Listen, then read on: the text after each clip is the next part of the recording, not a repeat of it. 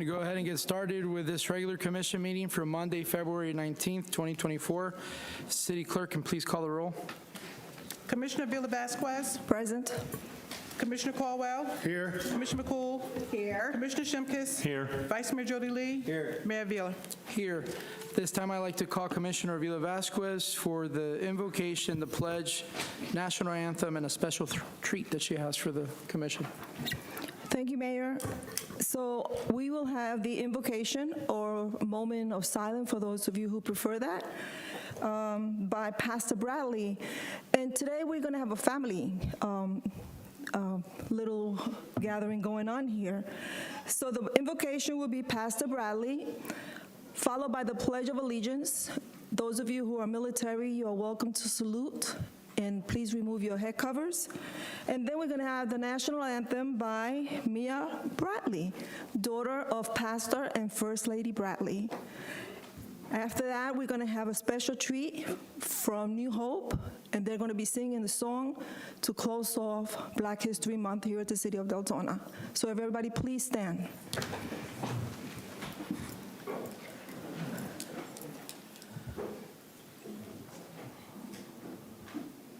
Let us pray. Dear Lord, we thank you for your goodness, mercy, and your grace. We thank you, Lord, for blessing us to be here tonight. We come tonight, dear Lord, asking for your wisdom, guidance, and strength, Lord, as we begin our commission meeting. We pray that you bestow your blessing upon our mayor, vice mayor, commissioners, department leaders, and city staff. And Lord, we also pray for the cares and concerns for the people in our community. Those who are suffering, we pray you give them strength. Those who are hurting, we pray, God, that you give them healing. And those who are feeling hopeless, Lord, we pray that you give them hope. Father, we also pray that you bless our agenda tonight, that things be done in decently and in order, and help us to engage in meaningful discussions that will allow us to cultivate a climate for progress. And Lord, we just thank you once again. Just continue to bless us with your peace, your power, your provision, and your divine protection. In Jesus' name we pray. Amen. Amen. And I want to ask Vice Mayor Jody Lee to please lead us in the Pledge of Allegiance. To the flag of the United States of America, to the republic for which it stands, one nation, under God, indivisible, with liberty and justice for all.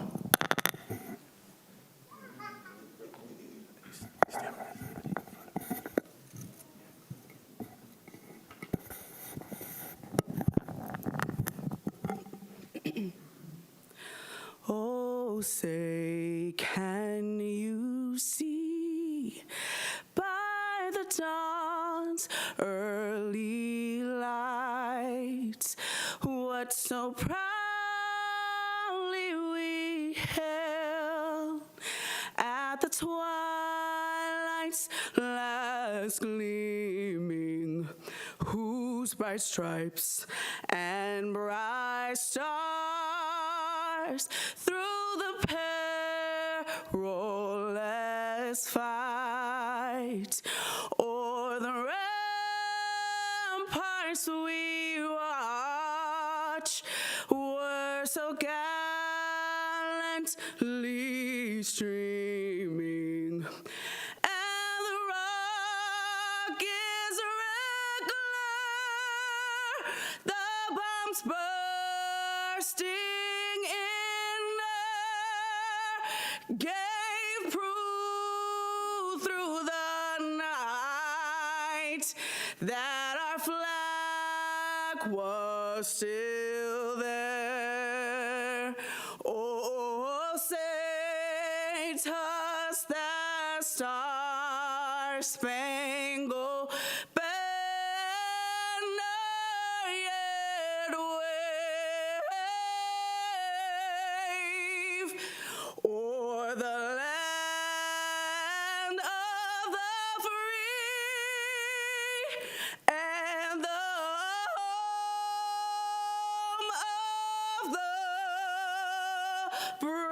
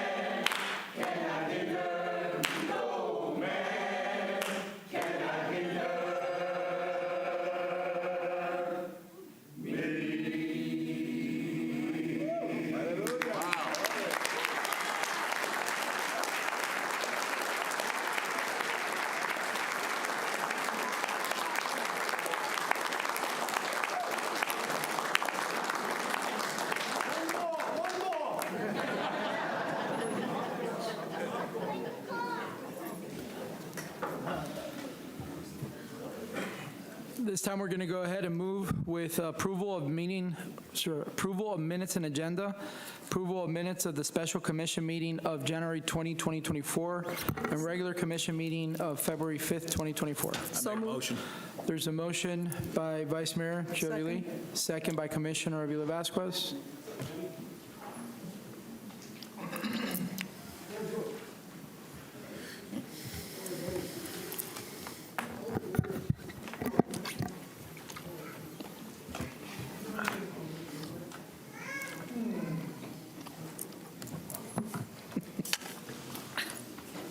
Motion passes 6-0. This time, we're going to have a request for consideration to place a statue of Dr. Martin Luther King Jr. out to the center at Deltona. Mr. Whitcomb? Good evening, Mayor and Commissioners. Tonight, we have Mr. Michael Williams here to discuss the placement of the Martin Luther King statue or bust, if you will. This is a request from the Deltona Martin Luther King Celebration Committee and the West Volusia Branch NAACP, who have been working on a design for a statue of Dr. King to be placed at the center at Deltona. Attached is a draft of the statue design. This was shown recently at the Deltona MLK luncheon on January the 13th at the center in Deltona, and it was very well received by the community and the commissioners who were in attendance.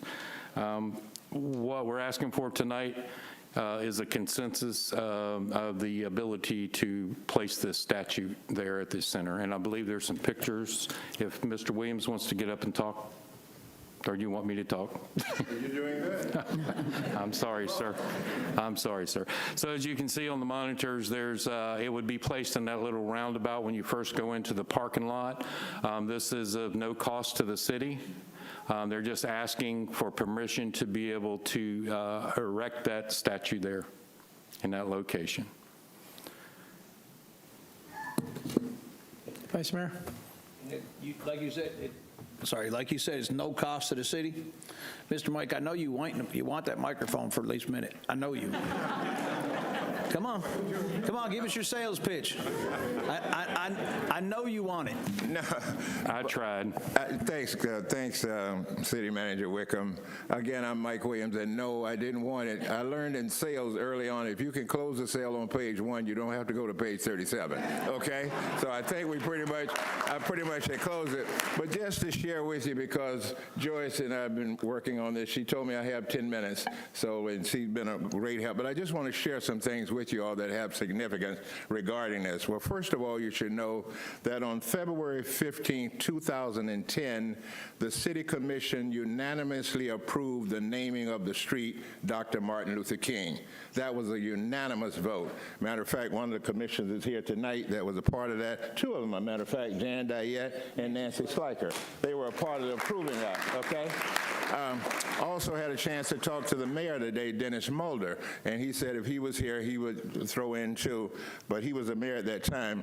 But the significance of it, as I started to share with you, at that time the commission was made up of Herb Ziskow, Nancy Schleicher, Janet Diet, who you just met, Michelle McFall-Conti, Zenaida Zenizak, and Paul Tisch, the late Paul Tisch. And as I said, Dennis Mulder was the mayor. And when that was approved unanimously that night at the commission meeting on February 15, Black History Month, 14 years ago, Commissioner Tisch said it would be nice if we had a statue of Dr. King. And I got news for you. It wasn't anywhere on our radar screen to talk about a statue for Dr. King, but since he brought that up, he said, let's do some examining and do some work to find out what we need to do. Well, Commissioner Tisch has a grand idea on what the statue should look like. He said it should be something that even had an eternal flame that burned all the time. But when we looked into that, that was way cost prohibitive because you have to have a gas line and all those kind of things. But I just wanted to share with you the idea of the statue came from Paul Tisch, Commissioner Tisch. That was his idea. So after he gave us that idea, we picked up on it and started to do some work, and it kind of laid dormant for a while. But then of course, you needed to get the funding. We had to work on getting the funding in order to make it happen. And when we got the funding, we then had to start looking for some companies that could do the work for us. And we found the company over in Sanford. It's called American Bronze Foundry. Some of you may be familiar with that company, right there on 46, Lake Mary Boulevard, a great company. Been working with a young lady named Jenny Scheffermeyer. This is the final bus design that we came up with. After several different designs, we decided on this design right here to do it. Now, once you all approve this tonight, just so you know, it takes about 3 months for that to go into production for the bus to be made and created. Then after that, we'll be ready to look at unveiling it. And we had looked at the possibility, I think, is Pastor Shine in the audience tonight? Okay, Pastor Shine, stand up, Pastor Shine. Pastor Shine, the reason why, the reason why I asked her to stand up, listen at this, Commissioner Vasquez, you'll appreciate this, not only just you, but the rest of them. She's formed a committee that's working on getting a Juneteenth celebration here in Deltona. So she's working on doing that. So having said that, we're going to be looking at, it takes about 3 months for the mold to get made and done. So timing-wise for us, we would be looking at unveiling that around the Juneteenth celebration here in Deltona. Now, I got to tell you this would not make my grandfather happy because in Florida, the Emancipation Day was May 20th. That's when the slaves were notified they were free, but we celebrate Juneteenth as that day. But she's pulling a group together. If you want to work with her on that, please see her afterwards. And then I'm going to bring up a young man who we work with also that is going to do the foundational work for us. So, Jeremy, if you'd come up, if you would, please, and share with the folk what's involved with the foundational work on making this happen, okay? How's everybody doing tonight? My name is Jeremy Elliott. I work with Atlantic Custom Creations Group. We're a company based out of Sanford, Florida. We've been in business since about 2016. The main majority of our concrete work is pool decking, flat work, and some commercial building. Mr. Williams reached out through us through our website, and I've been working with him and Jenny as far as coming up with the design and making sure that everything is presentable for the city and that everybody's enjoying it. The foundation will be poured in 2 phases. Day 1, we would pour that larger square base on the bottom. And the second day, we would come back in and pour the 42-inch pedestal that the bronze statue would be poured on. All in all, the foundation will weigh about 4,000 pounds. It'll be nice and hefty, won't be able to move or be knocked over easily at all. I'm familiar with the city of Deltona and the permitting process, and I don't know if you guys have any other questions. There's not much I can really say about concrete.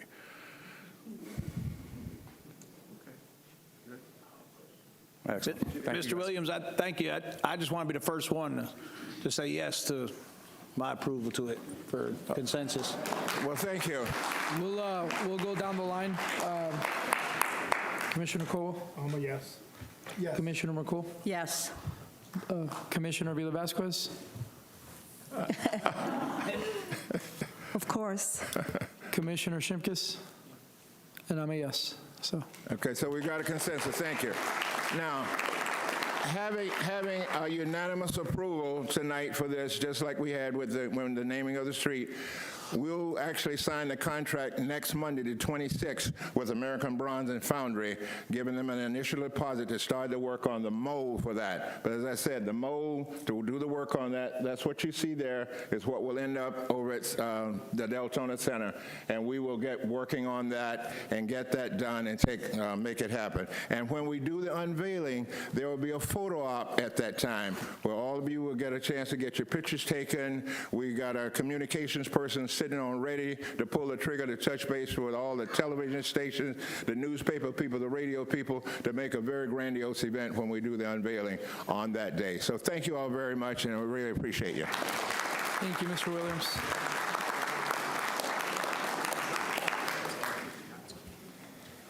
And I always botch this next word coming up, no matter how many times I've practiced it, but I had a former commissioner from Port Orange, or councilwoman for Port Orange, request this. It's World Encephalitis Day. Very good. Look at that. So if I can have the commission meet me at the bottom, because she would like to get some pictures. She's not here, she's extremely ill. And you have it? So Ms. Commissioner McCool, do you mind reading that proclamation? Absolutely, I'd Okay. love to.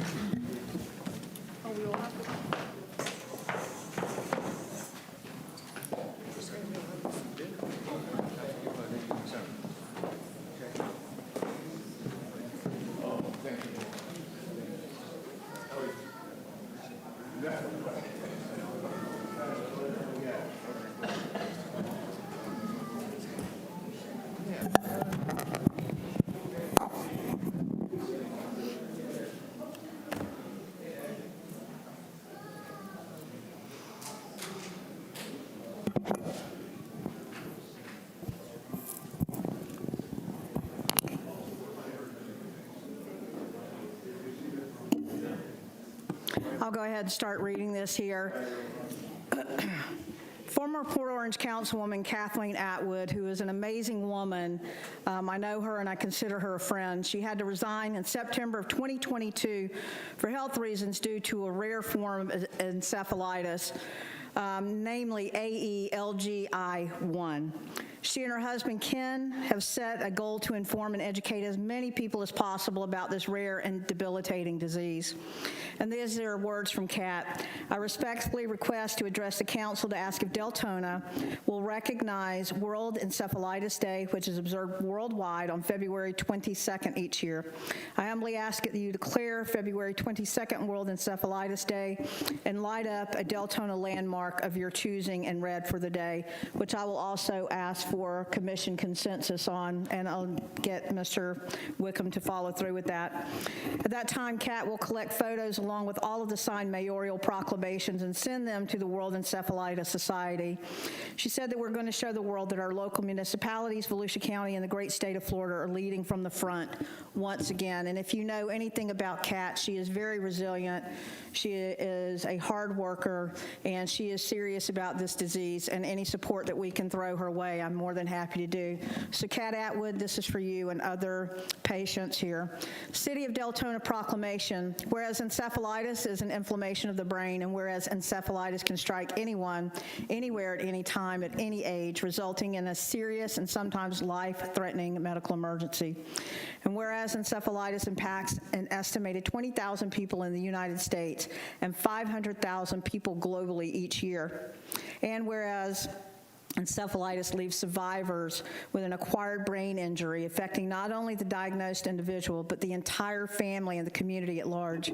And whereas the 501c3 organization Encephalitis 411 strives to improve the quality of life for all those impacted by encephalitis, and whereas it is imperative that there be greater public awareness of this serious health issue, now therefore we, the Mayor and City Commission of Deltona, Florida, do hereby proclaim February 22nd, 2024 as World Encephalitis Awareness Day in the city of Deltona, Florida. I encourage residents to support World Encephalitis Day and the Red for WED campaign. This campaign encourages municipalities to light local landmarks in red to raise awareness to this neurological condition. Executed this 19th day of February 2024. And rock on, Cat Atwood, the city of Deltona is behind you. We hear you, and I will gladly hand deliver this proclamation to you. So thank you, City of Deltona, Commissioner, City Manager, and everyone else, for Mr. Mayor, for making this happen.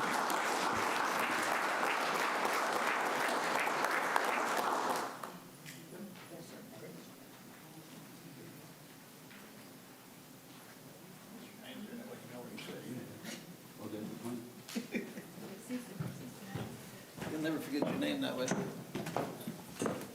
Mr. Mayor, can you ask for consent for the line of red? Before we move over to public forum, I believe Commissioner McCool was asking for consensus to have one of, what did she request, one monument? Yeah. Sorry, Mr. Mayor, any of our landmarks, which we could do City Hall, they could change the lights red for that day. Okay. If we can get consensus to do Okay, that. we'll start on this side. Commissioner Shimkus? Vice Mayor? Yes. Commissioner Villa-Vasquez? Commissioner McCool? Yes. Commissioner Colwell? Yes. And I'm a yes, so.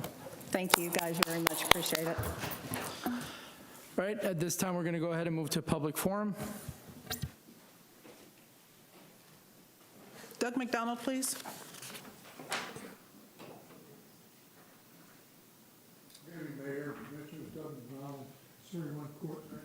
Mr. McDonald, could you push the microphone towards you? Thank you. Is that better? Okay. Is the microphone on? I'm sorry. I think your microphone is off. Is it on? Now it's on. There you go.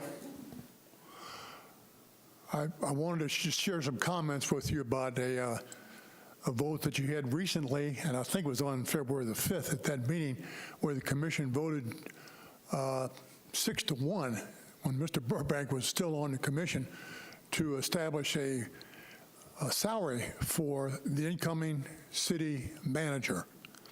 Okay, that was your vote. I don't agree with it. I don't like it, but it is the vote. And if I remember, on the night of the 5th, Jody, the commissioner up there, made a comment because some people out here had, through Mr. Whitcomb, had submitted a petition requesting a do-over. They didn't like this vote. So that's what I'm here tonight about. This is not right. We need to have respect for this commission and unity. Even though I personally may not agree with what you did, that's what it is. It should be the end of the story. There is no other do-over that I know of allowed anywhere. I've never heard of that. So please, if that's what you decided, stick with it. And the other thing I want to talk about, just while I have the time, again at the meeting on the 5th, some young woman came up here to the podium. I don't know who she is. I never saw her before. A lot of comments. What? Mr. McDonald, There that's she fine. Please direct the commission. Okay, she's identified herself as being here. And she made some really derogatory comments about you. And at the end of the statement that she made, she dropped an F-bomb on the mayor. You. And we're sitting out here. Many of us heard this. She said that as she was leaving the podium.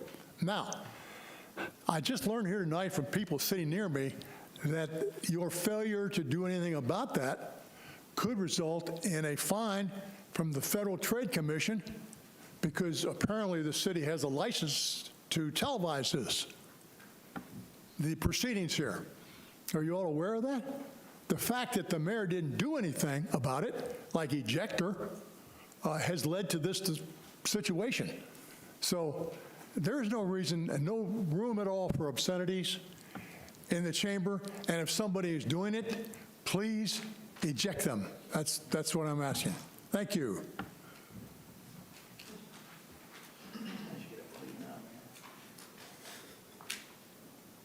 Christian O'Brien.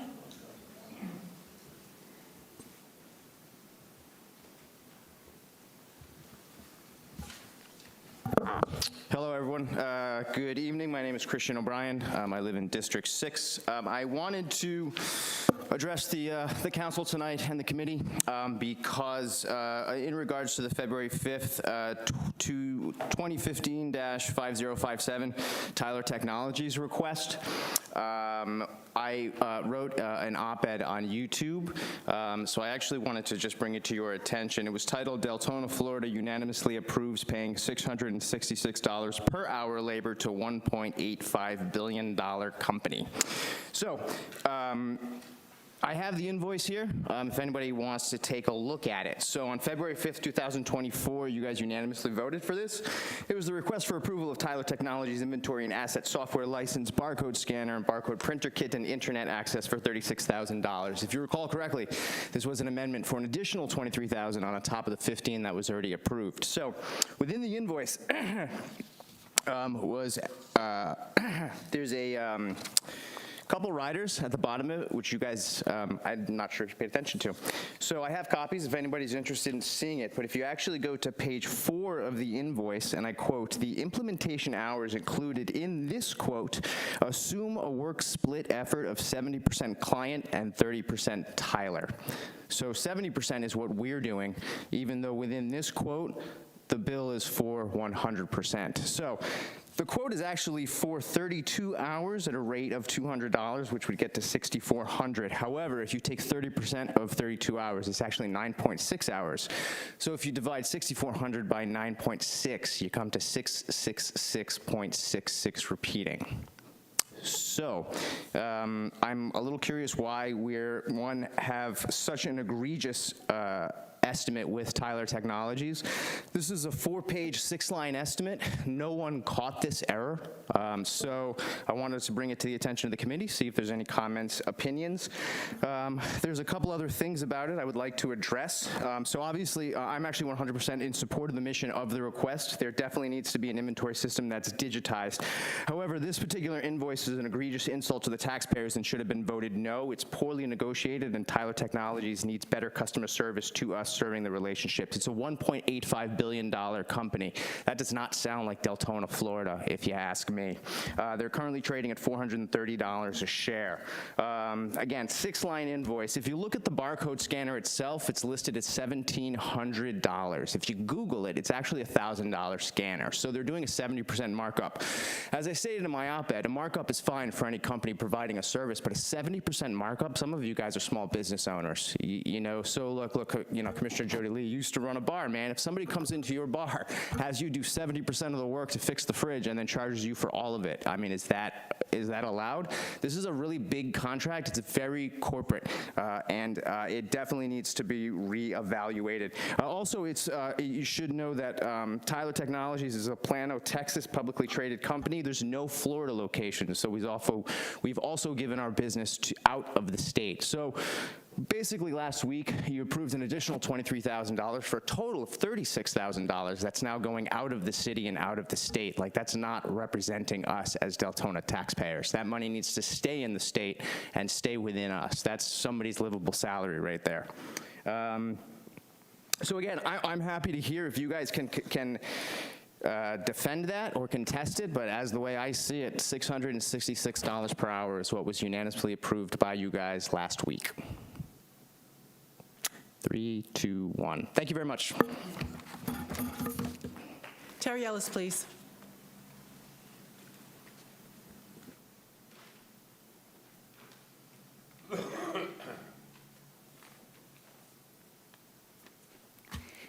Good evening, everybody. So I'd like to start off on the February 5th meeting. I did a presentation for Deltona Strong, and I asked about public arts. And I wanted to bring that back because during the meeting I asked that I have the opportunity to come back and do a separate presentation about public arts. And so I'd like to ask the commission this evening whether or not that's something that you would support and give direction on. Because as I said, we have community support. We have somebody that has experience in working on some of these projects. And so I'd like to know if we're going to be able to move forward. The next one is the strategic planning meeting. As I said last meeting, the strategic planning meeting that you folks had, it really wasn't a meeting, it was really a discussion.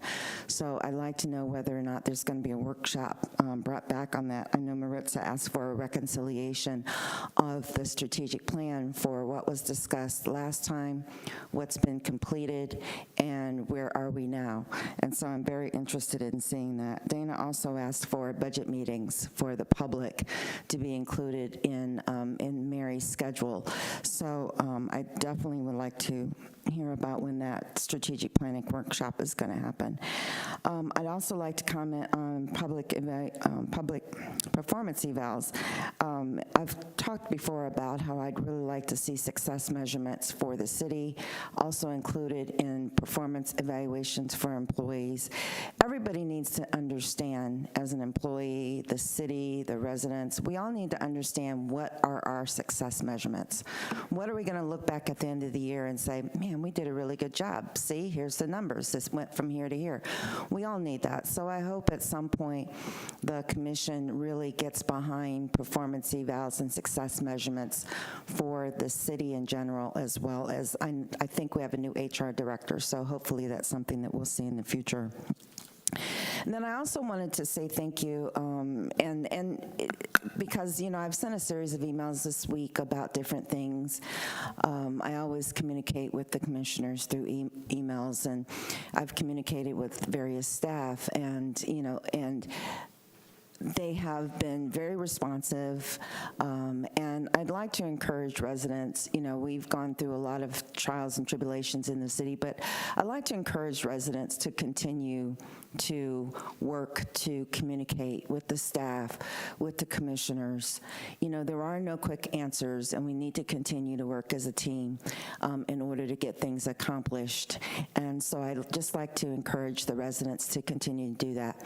I'd also like to thank the last gentleman that was here at the mic talking about Tyler Technologies. Tyler Technologies is a concern. It's been raised several times that we need to take a look at Tyler Technologies, and are we actually getting the best of what we could get? Is it the best use of our money?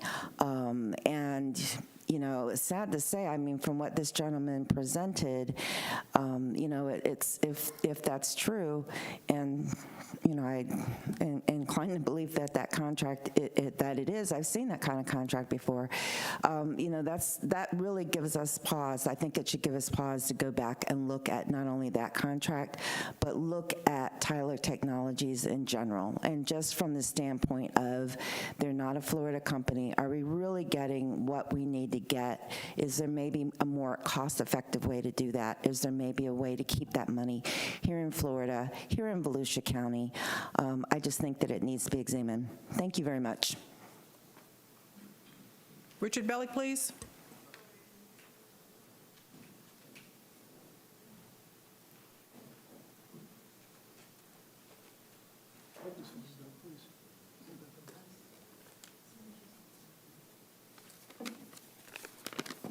Good evening. I'm going to talk about Facebook tonight. I got all these emails on Facebook. I got piles of them. Now, who's worse, the person that sends them or the person that keeps receiving them and doesn't block that person? Now, I had 3 commissioners up here blocked for years. Anita Bradford, Heidi Herzberg, and Dana McCool. They've been blocked, okay? Now, if to be home and have somebody call me and say she's at it again, she's going right back to her fake stalker stories. I got all these emails, she said, oh, he's a brute, he's this, he's that. Why didn't you block him then? You couldn't block him because he had you blocked. I mean, this is crazy. Now, if somebody wants to act like a nut, I can act like a nut too. So here's the deal. All these emails come. They all came. He's cruel. He's this. He said that. She waved them around. Let her produce them. Let's see. Let's see if her name is on there. This is ridiculous. And you people sat here and, but nobody ever said, well, why didn't she block them? I mean, after you get 5 or 6, any reasonable person would block the person, and you'd hear no more. But that didn't happen, did it? But you sat here, and you let it go on. That's okay. I'm tough. I could take anything. Now, let's get back. Now, let's go into the real deal about when I was younger, my criminal record, okay? Every crime was a misdemeanor. No felonies. There's no murders, no home invasions, no armed robberies. I had the police officer check that. She's the one who put it out there. Oh, right there. She said it. Mr. Bellick, this is not... She said it. I'm only saying what she said, and you heard it. I understand, but this is so not city business. It's not city business. If you talk about city business, you have all the time in the world. This is my 4 minutes. I could talk about the moon if I want. What are you talking about? What are you talking about? Come on, now stop. It's my 4 minutes. But it has to be city related. I'm not cursing. I'm not using no foul language. I'm saying what she said. Stop. The commissioner's calling point of order. What's your point of order, Commissioner McCool? What's the point of order? There's no point of order here. So if you can please keep your personal attacks to a minimum. All right. Well, I don't want her to put me back into the same type of phony story like she put with a fake stalker. Second motion. But when my chip was told his police officers don't answer the phone no more Okay. for her. Mr. Mayor, What is the motion? escorted out. Mr. Mayor, you warned him, he's been warned before, and we've discussed this point of order. No personal attacks, and it is... You're killing my time here. So the motion from this dais is to have him removed. Is that what you guys want to override me on? Okay. The dais is overriding me, so.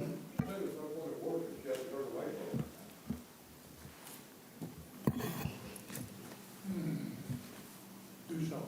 This can't be disrupted, Mr. Bellick. All right, what's next, Mayor? Come on, make a decision here. I can't make a decision. They've motioned to have you escorted out of the city building. Well, let's hear the vote. Yes. Let's hear the vote. Okay, Commissioner Colwell? Yes. Commissioner McCool? Yes. Commissioner Avila Vasquez? Yes. Commissioner Shimkus? Yes. Yes. Commissioner Vice Mayor Jody Lee? Me, no, but I'm overridden, so. Officer, if you can please escort him out of the building. Okay, so now you'll hear from my lawyer. Just remember what I said. Any person with half a brain would block the person.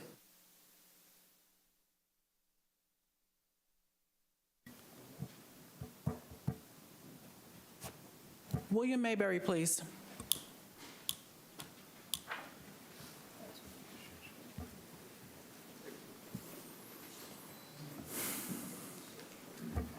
That's a tough act to follow. I got a couple of words about that, though. So tolerance can appear sometimes as a paradox, right? How can we tolerate the intolerant who want to divide us, right? Without becoming intolerant ourselves, okay? But tolerance is not a paradox, it's an agreement. We come in tolerating others who will tolerate ourselves. Breaking that agreement ends in situations like this. It's unfortunate, and it's very sad that it happens. But when people come up here, they need to come in with respect to bring up actual issues and actual city business. Very sorry that you all had to go through with this tonight, but it's been a long time coming. Repeated warnings week after week, always to bring up city business, to bring up the functioning of the meetings, because that's what's really important. That's why we're here. We're all trying to work together for building up our city and addressing all the different needs from the people up on the dais, from the people in the audience, developers all around. Different needs, but we can come together and find solutions. I wanted to say one other thing, and that it's okay for us to disagree with one another, and it's absolutely necessary for us to point out our weaknesses so that we can grow stronger together. It's better that we point out our vulnerabilities here before they become actual points of weaknesses to be exploited by outside entities or agents of discord and chaos that are trying to tear us apart. I ask everyone to keep in mind that we're all humans. We're all capable of making mistakes. Whether we're making decisions, doing the work in the city, or directing others in the city to do that work, we're all capable of falling short. So let's help each other out so that we're less likely to stumble and fall. And that if we do, that we pick each other up, learn what went wrong, and that we find a better solution next time that we go at it. Let's not confuse our mistakes with malice. Let's go ahead and forgive each other when honest errors are made. And then that way, we can gain more when we work together. That's all. I'm gonna go watch this from the rest of my house now because it's much cozier there, and I got pizza. So I hope you all have a good night. Everybody out in the audience as well.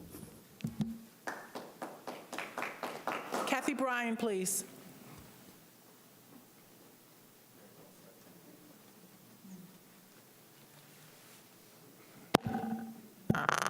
Good evening, Kathy Bryan, Deltona, District 2. I had wanted to get here because I didn't realize that the presentation for the bust of Dr. Martin Luther King was going to be a presentation and consensus. But what I did, and I spoke with Mr. Williams about this briefly, was to put the idea in your heads. I don't think there's a person around who doesn't know who Dr. Martin Luther King is, and he gets honored very well.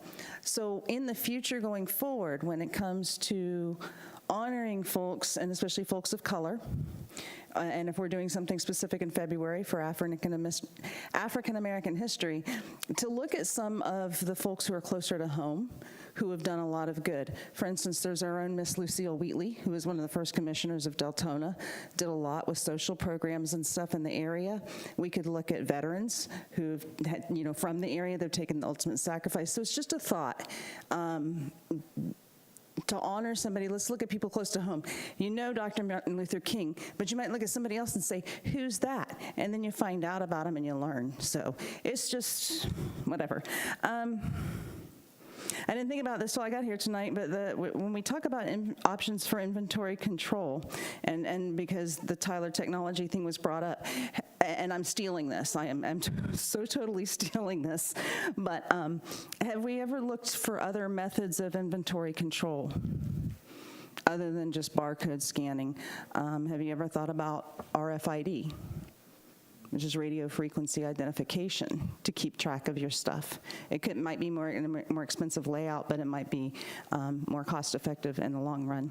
And then I'm gonna talk about mics. I wasn't planning on talking about this either, but there's so often, you guys are on a hot mic and you're whispering under your breath and stuff like that, but then, when you're trying to say something or bring up emotion, you don't turn your mic on. I'm trying to go like this in the back, or say mic or something to prompt you to turn on your mic, and most of you didn't have it on. So please think about that, because people, when you're watching from home, you can pick up a whisper on a hot mic. You can pick up less than a whisper, but you can't pick up anything at all on a mic that's not on. So think about that when you speak. Think about that when you shouldn't speak. Thank you. Have a pleasant evening. Elbert Bryan, please.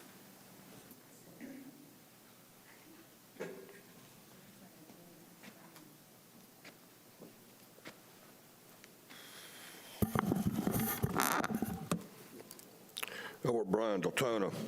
You know, a few weeks ago, I was made aware of a email from Phyllis to all of y'all. And it's in regards to 400 feet of pipe and 40 couplings. It makes a total of 1,000 feet of piping that the city used to drain a neighborhood. Not just any neighborhood, but a private neighborhood, one that is gated, so it keeps Del terrorists out of it. Now, I took the time to do quite a few PRRs about this, mainly with St. John's, since they only have the jurisdiction over this. We don't have any jurisdiction at all in this neighborhood, none whatsoever. You know what I found? after 14 PRRs, I finally found that there was an emergency permit granted to the city of Deltona for this. And what was funny is the lady who sent it to me said that Deltona should have never gotten it in the first place because they didn't have jurisdiction in that neighborhood.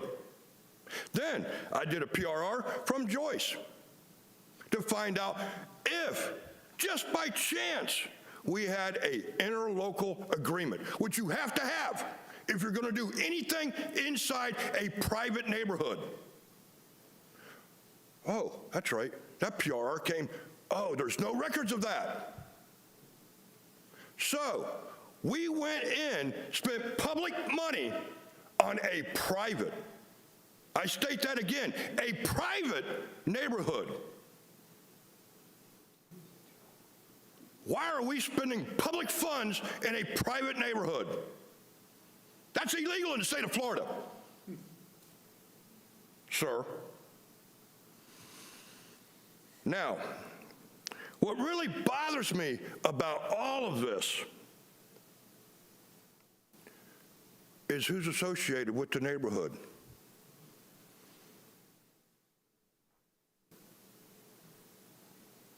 The mayor is self-appointed PIO. He used to be president of that HOA. It's amazing. I guess it's who you know, not what you know, that gets things done in this city. Or going back to the days of Little John, King John. I have never, in my entire career of doing any of this, seen this kind of corruption, this kind of BS with my money. I come up here for 9 years. I've been to more meetings than anybody sitting up there. And when I find stuff like this, it really bothers me. Was this in the budget? No, that's right, it's not. It can't be found in the budget, can it? So where's the actual financials on this? I'm asking right now, I want a full financial disclosure of all the money spent to pump this water out of somebody's backyard. Because I checked, there were no flooded houses. None at all, period.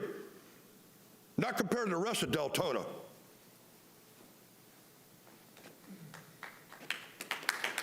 Mayor, that closes public comments.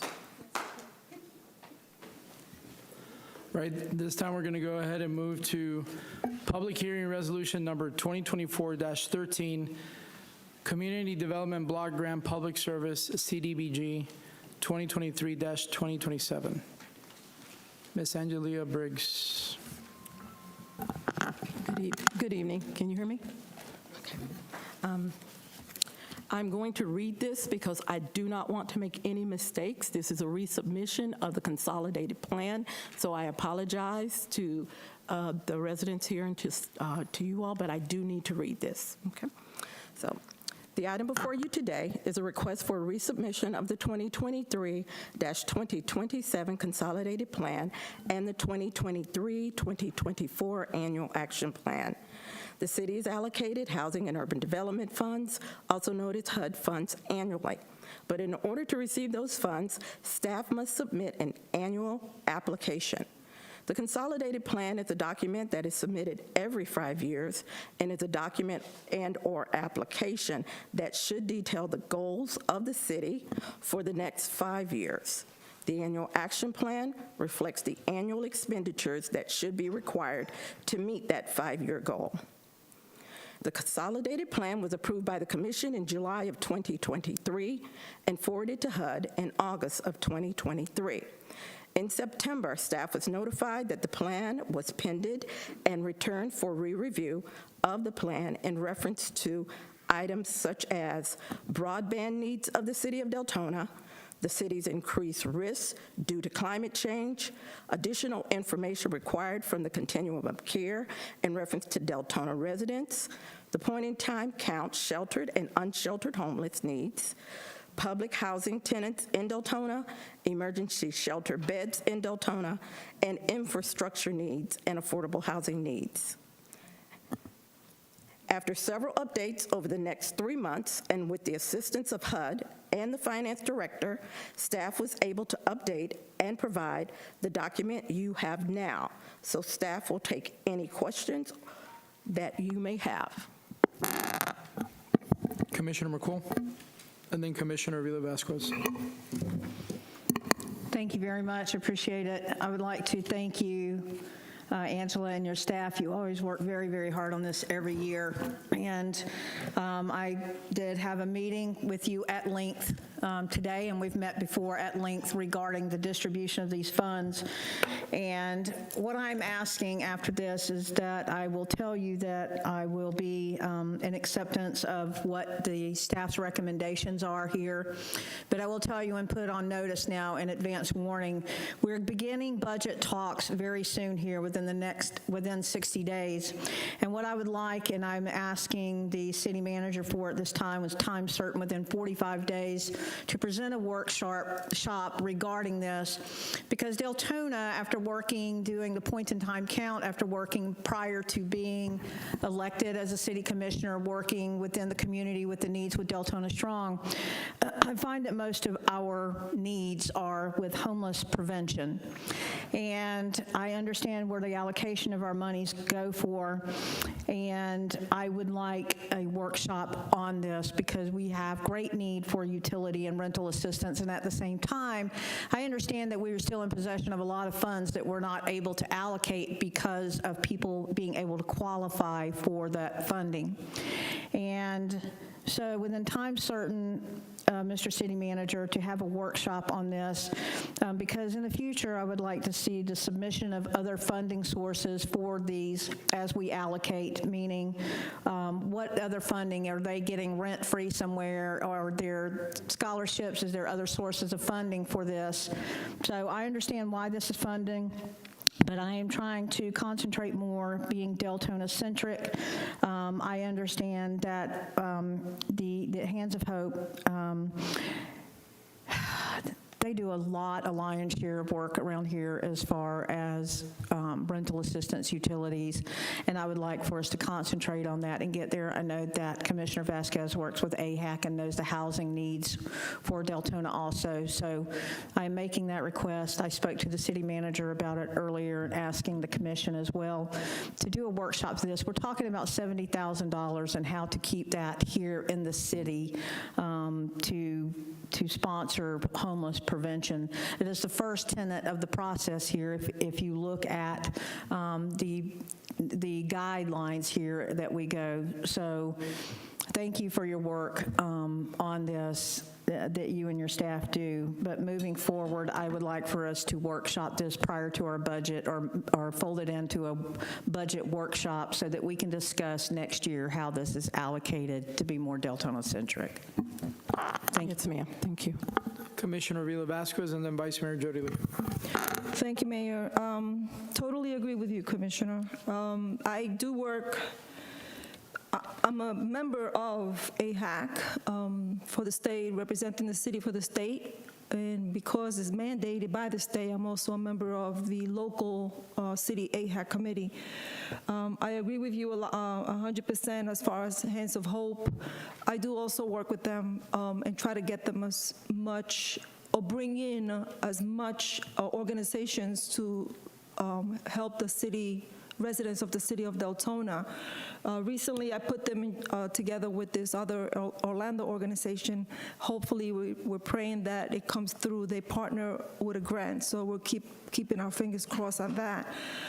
And yes, I think they need more help. They do rental assistance, they do utility assistance, they give out food drives, I think it's twice a month, and anything and everything that you need, you go to them, and if they don't have it, they will direct you to the person or the place that does have it. And this request that you're putting on, it's just an addition to something that was left out, that was recommended by HUD to put back in, right? Yes, not only are things changing at HUD, but also staff is changing, and it's just really a technical revision, changing the wording around. They want us to do more of going out in the community and being with, like, the continuum of care, getting more information from them, more point-in-time counts, just being, having a much higher level, much higher level, which I'll have to be talking to Glenn in the budget cycle about that, but a much higher level of our pulse on the community. Right. And I'm sorry. Oh, no, you go ahead, I'm sorry. I know that this organization, this board works so hard. In all the boards that I've been in the city of Deltona, this one is always, I would say 99.9% in attendance. All the members are very active. I'm surprised I don't see some of them, well, one. One is here, Terry. But I also want to share information with everyone here. This group has gone out to reach out to news media to advertise what we offer, and I also was able to get a spot on the Spanish radio station. It's free. The city doesn't have to pay anything. To advertise, everything that we have, because it's very hard. It's, for some reason, we have the funds, but nobody's applying for them. And sometimes those who do apply don't qualify because they refuse to give all the information that's requested of them. You have to qualify. It's not that we're sitting, or they're sitting at the door with a check ready to give it to you. You have to qualify. One of the things that, and I hate to steal your thunder, but one of the things that this group did was, during the hurricane season, they requested from code compliance to help them and make a note of every house they pass by with a blue tarp.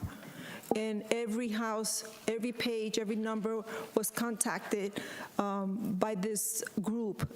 And the page was this long, and this many people came forward to apply for the funds. So thank you, Angela, for all the work you and your staff do on this. You're welcome. Did you want to mention about the joint AHAC meetings, possibly? No, because I was thrown in there. Okay. Vice Mayor Jody Lee. Ms. Briggs, I just want to thank you for everything you guys do to help anybody in the city. We're all behind you. We're all happy with the stuff you do. There's a lot of people in town that can use it. Your whole team. You got Mr. Don, Mr. Gregory, yourself. I mean, y'all do amazing. Was that? Well, Mr. Gregory? Oh, I know. Mr. Gregory, I hope you're watching this because you're at fault. But no, I want to appreciate everything you do, and I hope this gets to be a workshop before too long, before we get too far into the whole process when, like Commissioner McCool brought it up. But I hope, seeing we're going to do a workshop on that, we could throw some other stuff in there, like the future land use codes and stuff like that we can do, because we've been talking about this for a year or two, and we still haven't had one. So I hope that's coming up pretty soon, because there's a lot of stuff that we need to get to and get to the bottom of before budget season comes up. So we need to do a lot of stuff we can. I just want to say again, I appreciate all you and everything your team does, and I'm all in favor of all this stuff. Helping people in the city, that's what we're supposed to do. Thank you. Commissioner Villa-Vasquez. Thank you. Since you brought it up, I'll throw it out there. But this board had a joint meeting with the county, and it turned out to be really, really informative, to the point where one of her staff volunteered me for everything that came up on the board. But I am looking forward to doing whatever I have to do. Mayor, if I'm allowed, I would like to make a motion. I move to approve resolution number 2024-13, Community Development Block Grant, CDBG 2023-2027, Consolidated Plan, and the 2023-2024 Annual Action Plan, including public service allocations to Department of Housing and Urban Development, HUD. The interim city manager is hereby authorized to execute the federal forms and certifications required for resubmittal. Second. There's a motion by Commissioner Villa-Vasquez and a second by Commissioner McCool. Okay, is there any public comment? Yes, Mayor. Kathy Bryan, please.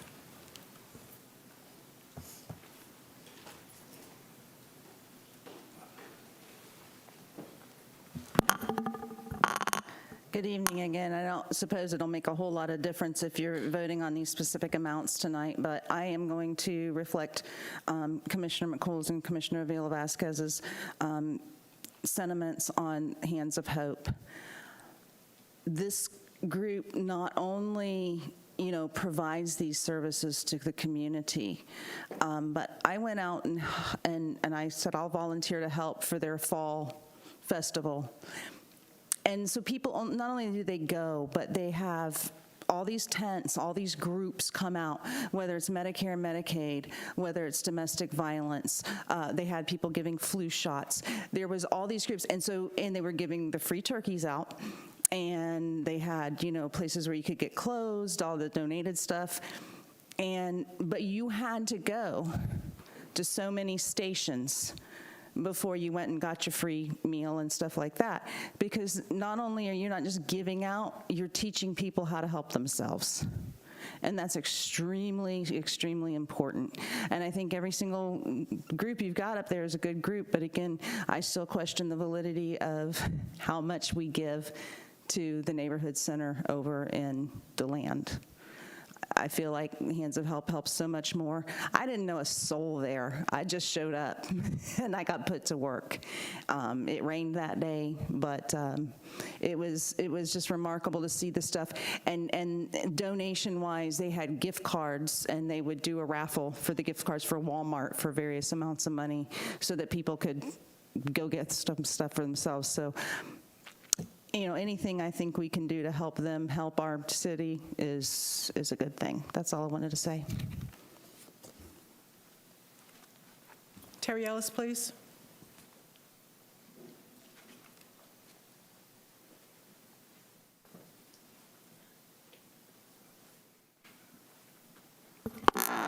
Thank you very much. So I'd really like to take this opportunity to ask that we really have to have a strategy for Deltona, a strategy for social service support. The city doesn't want to be in the social service business. I get that. I agree. Nobody's asking you to. But with this many people in this city, Hands of Hope is fantastic. The Bradleys are awesome. But we're out here working with people. There's a lot of other resources out here. There's resources for the county. There's a lot of resources. Deltona needs to pull this together and have a strategy for how you bring help to the residents of our city, how we address fragile families. Like Dana said, we don't have a homeless problem per se with people sleeping out in the woods. What we have are families that are just right on the edge, and one little thing sends them right off the cliff. And everyone asks the same question: why don't they ask for help earlier? What happens is it's a series of events, and you have one thing and another thing and another thing, and before you know it, you're drowning. And so that's when you're asking for help. And we have to have a strategy for this city. So I'm asking specifically, and it would probably be in Angelia's group, but can we have not just a workshop, but maybe a strategic team or a task team put together that could really get together, look at this, talk to Dana, myself, other people, the Bradleys, people who are out here in the community, bring the county folks here. The county has the social service in the social worker in the library program that, because of Deltona, they've added a whole extra day to their caseload, and now I'm being told that it looks like that's not going to be enough. So there's a big need in Deltona, and I'm asking you to please, take time and put together some creative solutions instead of just simply having a workshop at some point in the future. Thank you so much. Mayor, that ends public comments. All right, we have a motion by Commissioner Avila Vasquez and a second by Commissioner McCool. Can we please vote? Commissioner McCool, you want to say something else? I do, just one quick thing, and thank you for giving me permission to reopen the door on this, because I was going to be more pointed and laser focused in that. I left the generalities because here's the thing is that the staff worked very hard on these allocations here, and not to upset the apple cart, but I'm giving at least a 4-month notice, right, to entities, because my point was to drive home, and I've preached about this since before I was a commissioner out doing work in the community with issues such as fragility and utility assistance and everything else that we're talking about here that Hands of Hope talks about. And Commissioner Vasquez and I both worked in social services forums here that we've had at the city, she before me, and then me inheriting it from Commissioner Novick. And Angela knows about these things, and I'm encouraging us to get more Deltona-centric because, I'm going to bring it up one more time. The Bradleys with Hands of Hope have really worked this into a science. With Hope Fest that they have, you're right, Kathy was absolutely right when she talked about the many vendors that they have out there, and it's not a handout. This is a hand up in the way that they have this structured. They're on their game because they're educating at the same time. They're educating, and I wanted to reallocate and give them more money and take money from some of these others. That's what my initial ask was. But because of the way that budgeting has gone, because of the allocation is already appointed for this year, I left it alone. But I hear you, Ms. Bryant, I hear you. I've had this conversation at length about this right here, and that's why I asked that we do this so that we can educate everyone about what our homeless issue is and is not in Deltona. We send people, and I love the work that the Neighborhood Center does in DeLand, but we've sent people over there and they don't have beds. That's just a point, because they're so full. The Neighborhood Center does not have beds for Deltona residents, and our people get homeless because we're not able to address quickly enough what those falling off of the edge needs are, such as rental assistance, utility assistance. Anybody is one car repair away from having these same problems. So that's why I wanted us to have that workshop to educate and for us to build a consensus about how to strategically move forward with this money. But since it's already been allocated for this year, since HUD has already approved these numbers, I was willing to acquiesce and say yes. But trust me when I say that I hear you, I see our community, along with what Commissioner Vasquez says, to hone this and to drop it in our community so it stays in our community. So Deltona, we hear you, and we're going to work on that. Thank you, Angela, for your amazing work that you do with your staff. Thank you. Joyce? I do have to mention one quick thing. Are you in the middle of a vote? Yep. Sorry. Nope, it's okay. You did. Motion passes 6-0. Did you have something else to say, Angelia? I can say it at the next one, which... All right, we're going to go ahead and move to public hearing request for approval of the program year 2022-2023 Community Development Block Grant, Consolidated Annual Performance and Evaluation Report. Angelia. Okay. Thank you. What I wanted to say is we forgot one person in the department who's been there the longest, Miss Miranda Damaris. We didn't forget you. We love you. Okay. Thank you. So this is a public hearing, a request to approve the program year 2022-2023 Community Block Grant Consolidated Annual Performance Evaluation Report. We're going to call it CAPER from here on out because it's a mouthful. Thank you. The U.S. Department of Housing and Urban Development requires that the CAPER be submitted annually to remain federal grant compliant. The CAPER is a summary of the city's activities and accomplishments under the Community Block Grant Program. Activities for the 2022 to 2023 pay year include social services activities, elder care assistance, child care assistance, child care subsidies, after-school mentoring, and rent and utility assistance. CDBG funding was also extended in the 22-23 year. Staff recommends that the commission approve the program year 2022-2023 Consolidated Annual Performance and Evaluation Report and direct the interim city manager to transmit the report to the U.S. Department of Housing and Urban Development. I can take any questions you may have about the document. Commissioner Villa-Vasquez? Thank you, Mayor. So you're saying that the funds that you have currently right now can be used for other projects within the city? This is just how do you say it? It's what we did last year. This particular document is what we expended last year. We have to do that every year. That's part of that 5-year plan thing. Okay.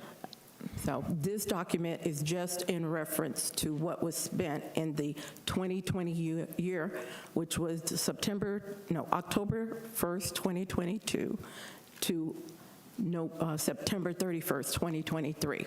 These are the funds that were expended.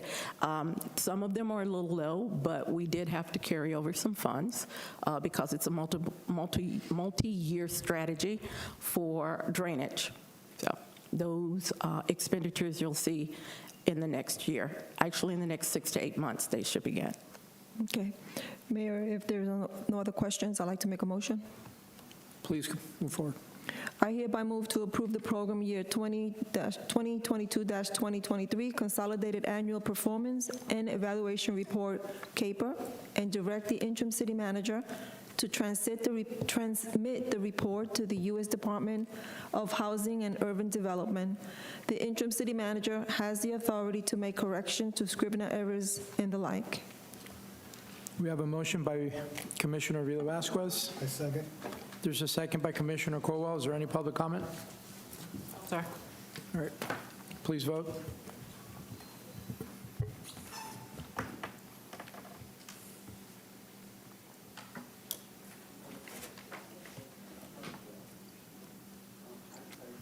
Motion passes 5-0. All right. This time we're going to move to motion for a rehearing of ordinance number 03-2024, request to amend the official zoning map to rezone a 1.37 acre parcel of land located at 3150 Holland Boulevard from professional business to City of Deltona Retail Commercial District. Ms. Jessica, there you are. Jessica Entwistle, Planner 2. The applicant for ordinance number 03-2024, which was a rezone application located at 3150 Howland Boulevard, is requesting a rehearing per Land Development Code Section 110-1005. This section allows the applicant to request the City Commission to rehear the application if a motion is filed in writing to the Planning Development Department within 10 working days of the rendition letter. Staff provided the letter on January 17th, 2024, following the January 16th meeting. The applicant submitted their motion for rehearing on January 29th, 2024. If this request is approved, the applicant will have to pay the rehearing fee as well as the cost of advertising. And then I will turn it over to the applicant.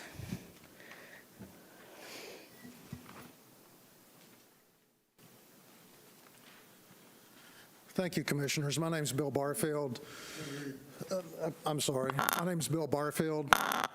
My office is 225 South Westmont Drive, Suite 2040, Altamont Springs, Florida.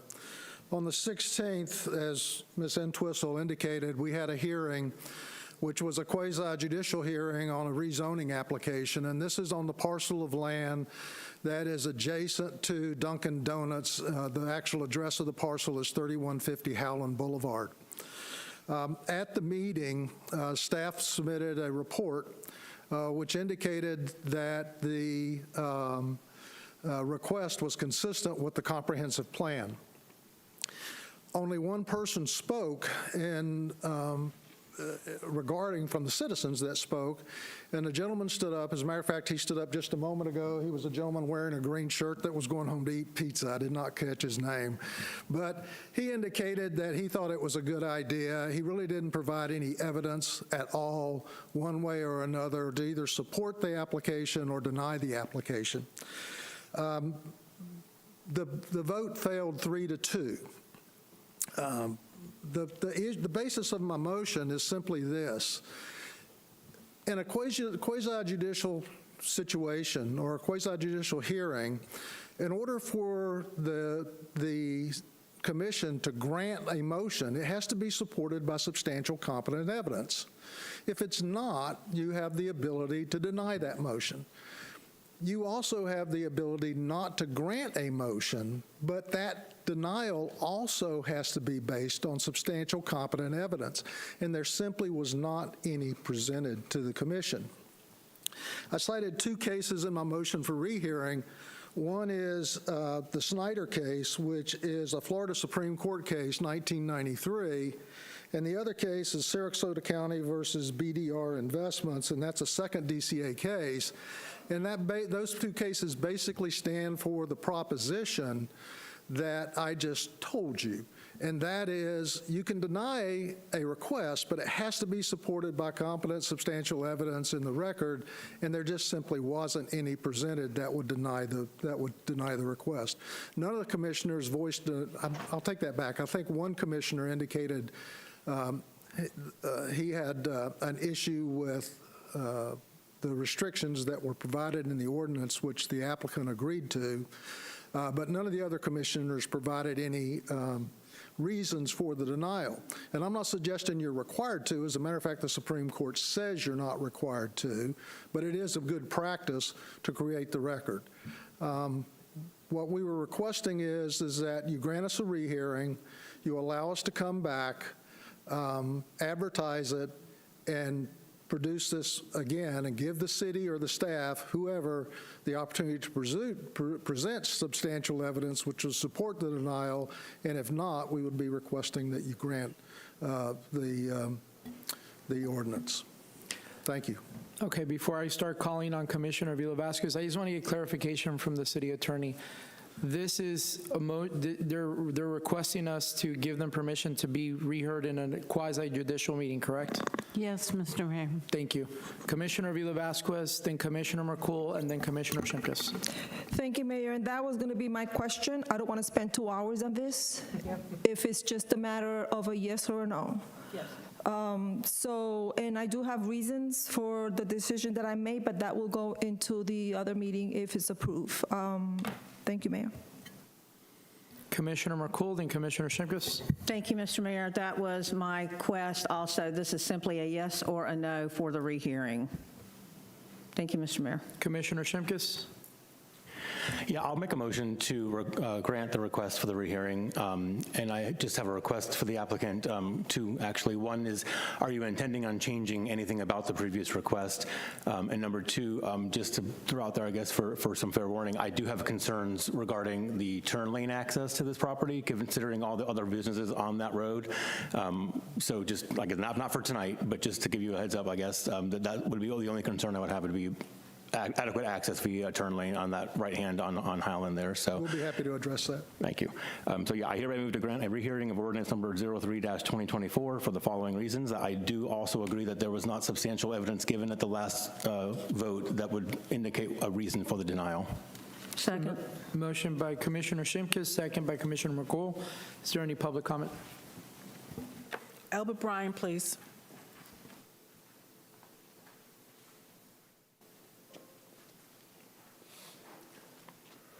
Albert Bryan, Deltona. You know, it really bothered me when y'all more or less dismissed this last time, because there was literally no evidence presented by anybody other than what's sitting up there, and that's against quasi-judicial rules. Y'all can't present evidence. One main concern I have with this is what Troy just stated, is the fact that there's enough turn lane for this to turn into it, because too many times on Howland Boulevard, there hasn't been a turn lane.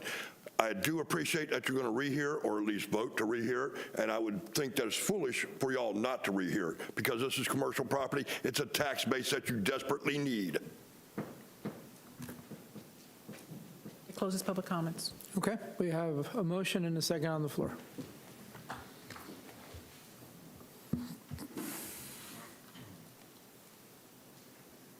Motion passes 4-2.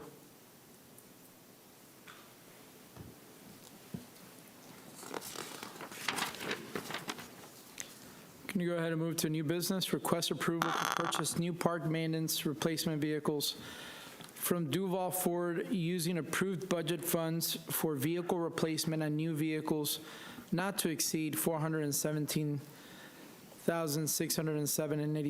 Mr. Manning. Good evening, Mayor and Commission. This item before you is to purchase some replacement vehicles. In all transparency, when this item came out on the agenda last Thursday, I've had discussions with multiple commissioners on campus who all expressed the same desire that they were looking for alternative methods to possibly find cost savings to purchase these vehicles. Today, I had a very spirited discussion with the Vice Mayor here on campus, who also has some alternative methods to possibly purchase these vehicles. They're all in agreement that we need the vehicles, but everybody's looking for cost savings. I am not completely familiar with the procurement process related to that. In our discussion with the Vice Mayor today, we agreed that if you guys could possibly come up with some suggestions to look for other avenues and direct the city manager to provide the purchasing team to come up and investigate those options, it would be a win-win for the city. So I'm okay if you guys table this issues based on what the conversation I had with the Vice Mayor today was, based on the cost savings he was able to find for these same vehicles. It was quite substantial. I think it was over $20,000 if I'm not mistaken per our conversation. I'm certainly okay with that.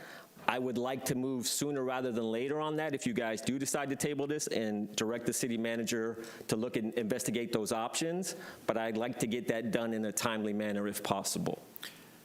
Vice Mayor and then Commissioner McCool. Yes, thank you, Mayor. Mr. Manning, you're right. Glenn, everybody, I'd like to see if we can table this to the first meeting in March. I found some other ways. We spoke with this about Mr. Chisholm when he was here. He's no longer here, so we won't even bum with that. But there's different ways to buy vehicles, even with our procurement. If you put it out for bid and nobody bids on it, but there's certain ways. I found the same vehicles that Mr. Manning is asking for just about almost $30,000 less per vehicle from the exact thing he's asking for. So if we could postpone this to the 1st of March, and I'll get with you and I'll give you that information, you can reach out and you'll find it yourself. I'm just asking, there's other ways. I mean, it's the same vehicle. We could save $30,000 per vehicle. I mean, that's just... I just want to say, Vice Mayor, yes, you had some great ideas, but so did some other commissioners that I spoke with late last week on campus. And I would encourage each of you to speak to the city manager about that and see if those can be incorporated in the procurement process, because I'm certainly not a subject matter expert on that. Mr. Wickham has some knowledge, but our purchasing team are the subject matter experts on what we can and cannot do. Well, I agree, but all the things all the rules that the purchasing department have usually come from the commission. So, I mean, there's ways to do things. The reason why we spend so much money is because we have old ways of doing things and they don't change. They need to change. Times change. We need to change with the times. We don't. We're spending a lot of extra money for vehicles that we don't need. We're spending money on code enforcement vehicles for all these F-150s, four-door, four-wheel drive, blacked out windows riding around. They're picking up yard sale signs. They should have Ford Mavericks getting 60 miles to the gallon. You're driving around a town. You don't need big gas-guzzling trucks. I understand the vehicles you need, pull trailers, pull lawnmowers, I get it. There's just another way to find vehicles that are a lot cheaper that save the taxpayers money. If we want to have a good budget this year, and so we can try to work our way down to get a rollback rate of our taxes, we have to start. And we brought it up before about different things. This is one thing. Every city, every state, everybody's going fuel efficient. We need not to be the last ones doing it. That's my argument. And that if we was the could spirit of postpone this, and conversation I'll we get had with you, Mr. Manager, along with other commissioners, will give you their 2 cents, and you can find the best way. I'm just asking to postpone this until the first meeting of March. And that was part of our spirited conversation earlier today, yes. Commissioner McCool. Thank you, Mr. Mayor. Thank you, Vice Mayor. Agreed. We had a spirited conversation about this also. I don't care about the means, right? But the reduction is what we need to work towards, and I think that everybody's had some input on that.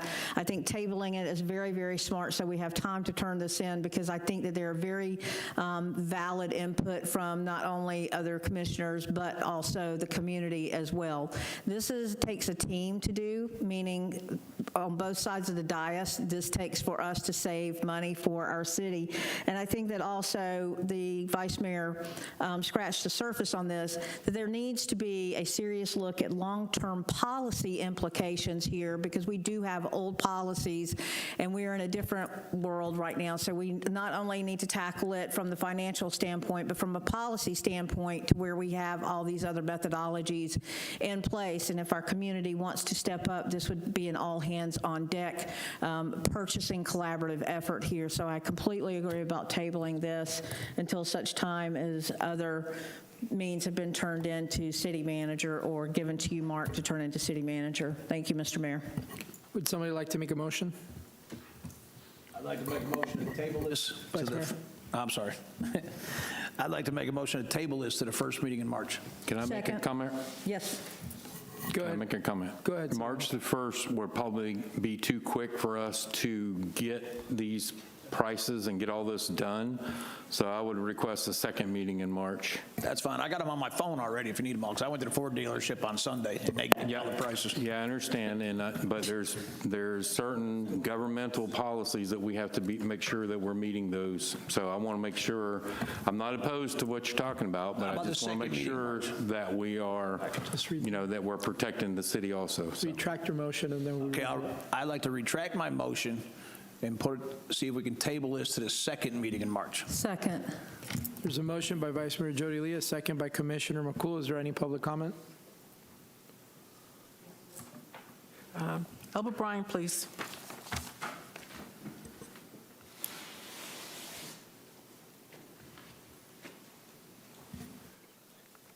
I normally don't talk about the vehicles for Parks and Recs, but this came to my attention because of the amount of vehicles all at once.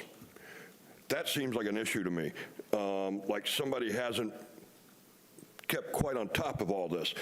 But my one suggestion to this is, instead of buying them outright, why don't we get on a lease maintenance program for something like this? And it may actually work out cheaper. It may not. I don't know until you look at it. But when you go through this many vehicles all at once, especially what's on the agenda tonight, it makes me wonder why we're having to look at so many all at once. That's it. Closes public comments. Joyce. So the motion and we're voting to table this to the second meeting in March. Motion to table it passes 6-0. Now we move to request for approval and authorization to purchase 3 new 2024 Chevy Silverado 2500s HDs.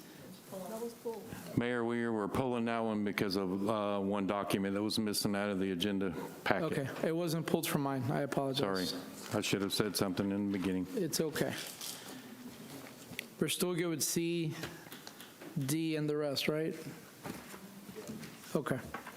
Request approval for resolution number 2024-06 and budget amendment for the EMS captain position agreed upon in the CBA and the purchase of a vehicle for this position. Fire Chief Snyder. Good evening, Mayor, Vice Mayor, Commissioners. Bill Snyder, Fire Chief. In the collective bargaining unit, it was agreed that we would hire this position. The collective bargaining agreement was ratified after the budget was completed. I think it was either late November, early December when it was finally ratified.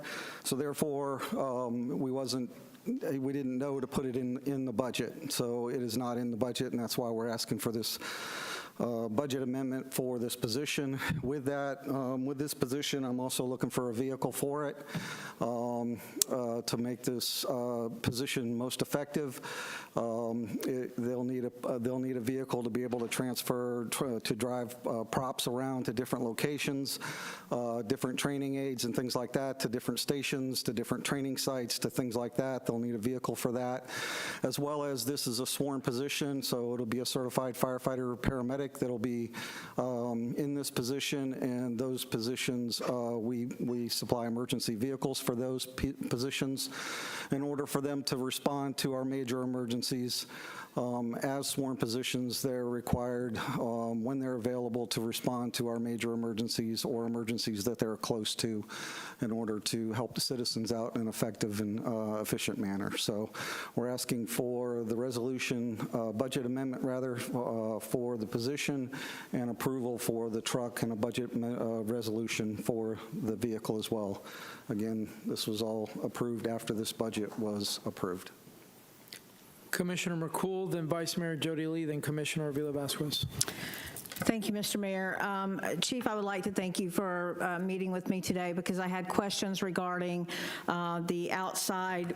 I know that we approved in your budget the position of the captain, and I just wanted to recap the conversation for the public because I will have constituents asking me about this. Why didn't we budget for this vehicle in the budget? And hear that the CBA was done after the budget process this year, and so without knowing that this position would be funded, there was no way for the allocation to happen, so that after the CBA was done, this position was allocated, and it goes to fact that with this position along that goes a vehicle, and that's why we're asking for this outside of the funding. For the public, if you would like to know, in the CBA, it is page 82, item D, that it succinctly states that this position will be financed. The commission agreed to that, and it did fall outside after the budget, and that's why this is coming back for this position. I don't know if everyone else got, I thought that they might, but this is the, from Garber Fleet Sales here. This is the itemization here of that vehicle specifically made for the fire department.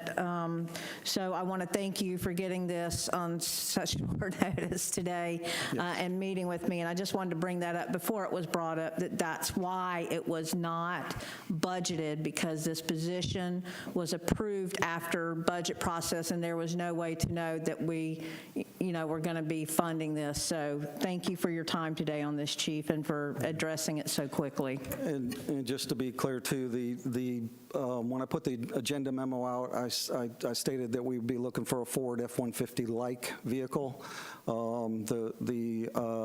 The quote that we got was for a Chevy 1500 vehicle. They're very similar vehicles. The reason that we don't know exactly what vehicle we're going to be looking for, we know what style we want, but we don't, or what type we want. But with vehicles being so hard to find nowadays, through this process, we're not sure whether we'll be ended up with a Ford or a Chevy, but we're definitely not looking for a Cadillac. So. Right, I understand. Thank you so much for that, Chief. Vice Mayor Jody Lee, and then Commissioner Avila Vasquez. Good evening, Chief. I usually don't pick on you, but I think I'm going to. How many SUVs and trucks do you have over there now? Not the fire trucks, just how many SUVs and trucks you got sitting there? All of our staff that are sworn firefighter, paramedics, or EMTs have vehicles that they use. So I've got a fire chief, a deputy chief, I've got 4 assistant chiefs and 1 captain that have vehicles. We also have some pool vehicles that we use that are stationed at our stations to be able to pull trailers. These are older vehicles that have, at one time probably been with one of the staff members as an emergency vehicle, and then as they've reached most of those are older than the 10-year policy for replacing vehicles. Those vehicles are at stations to pull trailers like our mass casualty trailer, our hazardous materials trailer, things like that. They're also used as pull vehicles if we send people to school or things like that. How many of these vehicles do people drive home all the time? Only the staff that are sworn firefighters, and that's because they could be called in. Do you know how many that is? I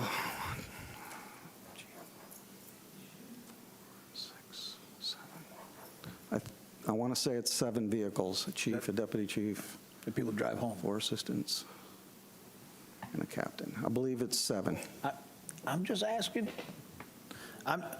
My only other thing is, I see the truck, and just like the same thing I was talking about, is there any way we could do another fuel-efficient truck like the pickup trucks, like the Ford Mavericks they have, they're four-door, they're pickup trucks. I understand people are going to say stuff, but I'm trying to think of ways to save a little bit of money. This is $60,000. That Ford Maverick truck is $30,000. With the lights, you're talking $40,000. It's still $20,000 saving. If we started doing that on all these different items, it adds up. That's less money I have to ask one of these people to pay in taxes. I can get land-based, I get it. If people don't like the idea of saving money, so be it. I'm all for giving you guys the trucks. Yeah, generally we look at either the SUVs or the F-150 style trucks, and a lot of that is that once they're retired out, they are used for those pool vehicles. They're used to pull trailers and things like that. So that's why we're looking at like a minimum of a 150 style vehicle. I get it. I'm good. Commissioner Villa-Vasquez. Thank you, Mayor. Chief Schneider, how old are these, this is the new vehicle that you want for the new hire? The new captain, yes, ma'am. The new captain. He's coming in on board when? Well, we haven't, we've just started to advertise for the position. As long as it's all approved tonight, we'll work on the process. We'll probably advertise for 3 weeks to a month, and then it'll probably take at least a month to go through the background and physicals and things that are required by HR to bring the person in. So estimating about two months or so. Okay. Mayor, if there is no other questions, I'd like to make a motion. Before you make a motion, I do have some questions. Chief Snyder, is there any reason why we can't wait till we start the budget process this time to make sure that they're in the budget now? Honestly, I don't know that I know the answer to that. I know that when negotiations were going on, it was kind of the impression that it would be hired, this position would be hired, as soon after as possible that the contract was ratified. But My concern, we already have some issues because you and I have spoken about some of the issues that we have, right? My concern is, obviously this wasn't in the budget, okay? What are we, City Manager, do we know what we're exchanging for this? Because the money has to come out of somewhere, right? What are we taking away to make up for this? Or because I think the vice mayor is right. If it's something that we can possibly look in to help them reduce some of the money for the trucks, and they haven't even hired the person yet. So I don't know if we can do a sharing system until we talk about the budget. We need to get into the habit of this needs to kind of stop. And that is not only with the chief, it's period. So, are we exchanging something for something? The state of Florida came out with a great concept. If we're going to put money for this, we have to take it away from something else. So. Yes, it would, for the vehicle itself, it would be, coming from the general fund, just being transferred in. That's $70,000, $4,000 for furniture and equipment, $2,500 for computer equipment, and then the other part would come out of salaries and wages for $91,000. And that's in your packet. I'm going to leave the rest of my comments to Commissioner Villa-Vasquez and then Vice Mayor Jody Lee. Thank you, Mayor.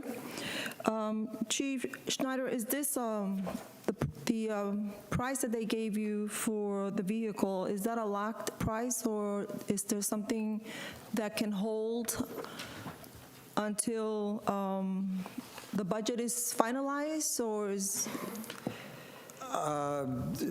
The quote we got was from the Sheriff's Department contract. So that can change? It could go? It could change, yes. It could change? I believe it could change. I'm not 100% sure. The contract should be good through the end of September. Through the end of September? Yep. And then, then the new year models will be coming out in the summer, so then that will change, in the beginning of October, the price will change. Okay, and I hear what you guys are saying, but, I remember when a chief brought in a price for the new truck. I think it was a new truck or the new ambulance. And because he agreed to buy it at the time that he did, we saved about 20 grand or something like that. I don't remember. If we had purchased it at a later date, it would have been more expensive. I don't remember if it was the fire truck or the ambulance, one of those, that the price came back cheaper. Yeah, and I'd just like to also say that these are going to be emergency vehicles. So they need to be tough, rugged vehicles. That we'll be responding emergency to calls. They got to be able to stop on time. They got to be able to accelerate. They have to be able to take the wear and tear of being an emergency vehicle. So that's generally why we look at the F-150 style or the SUV style vehicle, is because they are traveling through the streets in an emergency mode, and they do need to be rugged vehicles. And I appreciate you bringing that up. These are not vehicles that you use just to go and look at something that a neighbor is complaining about. These are vehicles that are rushing through the streets to go save somebody's life. During that traffic trip, if that vehicle stops, that 5 minutes means a lot to somebody's family, relative, to save their lives. And just the quote does include sirens, lights, all the stuff that we need to make it an emergency vehicle, with the exception of a couple things.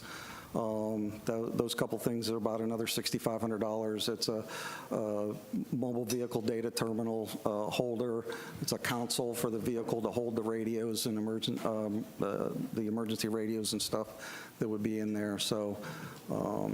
And that all gets added in after, right? It's like you buy the vehicle and all that gets added in afterwards? Yeah, when you see the $60,000 for the quote, that's more than just the vehicle. That's, emergency lights and sirens and things like that.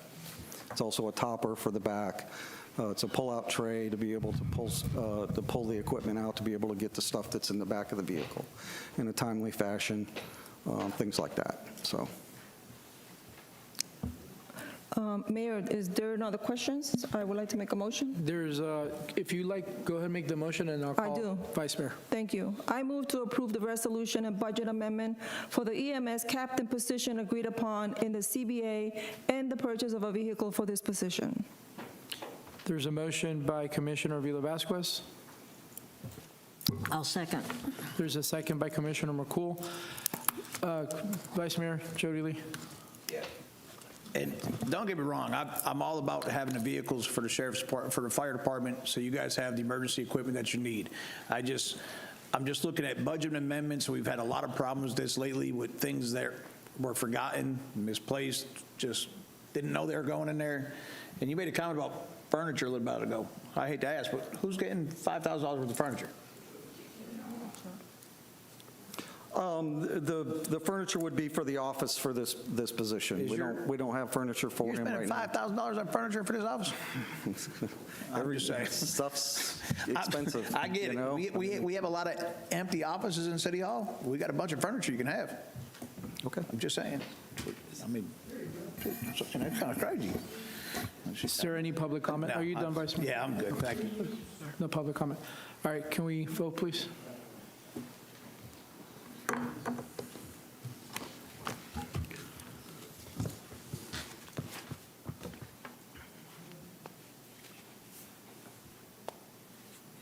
The motion passes 4-2. Thank you.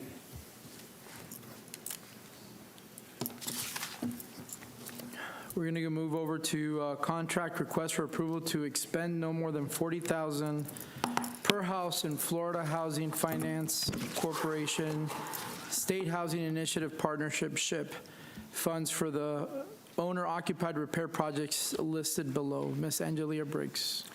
Good evening. First, I'd like to mention to the residents here that there are copies of each of the scopes in back, should anyone like to review this.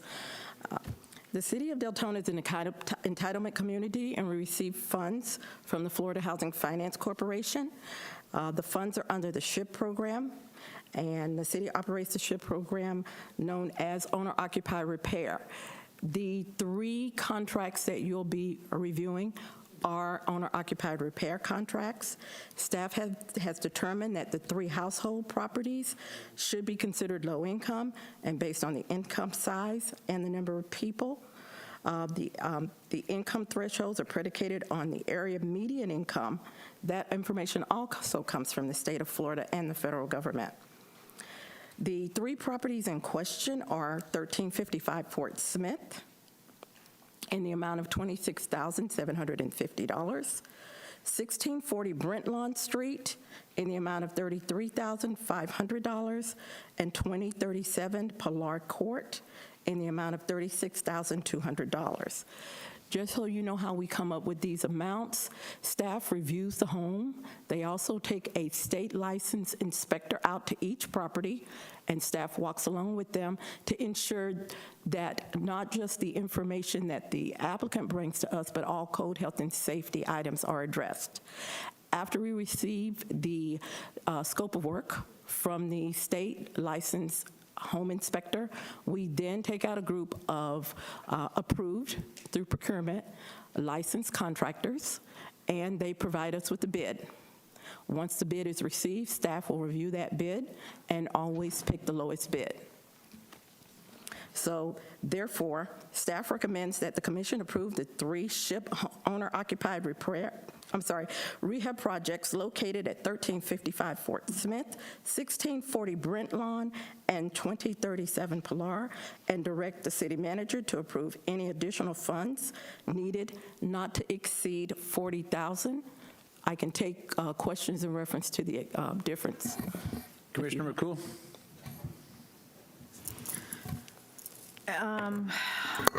I'm going to let the other commissioners ask first. As my scope of understanding construction goes and construction cost, I would like to hear more about this because I have a couple of questions. And I understand that we did go through a heavy vetting process. I understand that. I understand the problems that we've had in the past of having qualified vendors apply to do this work, first of all. So I would like the building people to ask the questions because there are just some things that I don't understand regarding like the architectural shingles and stuff like that. So if I could hear those questions first. Commissioner Caldwell? For the Pillar Court residents there, what is the reasoning we're using the architectural shingles in the replacement here? I can check and see if that was a typo. Let's see.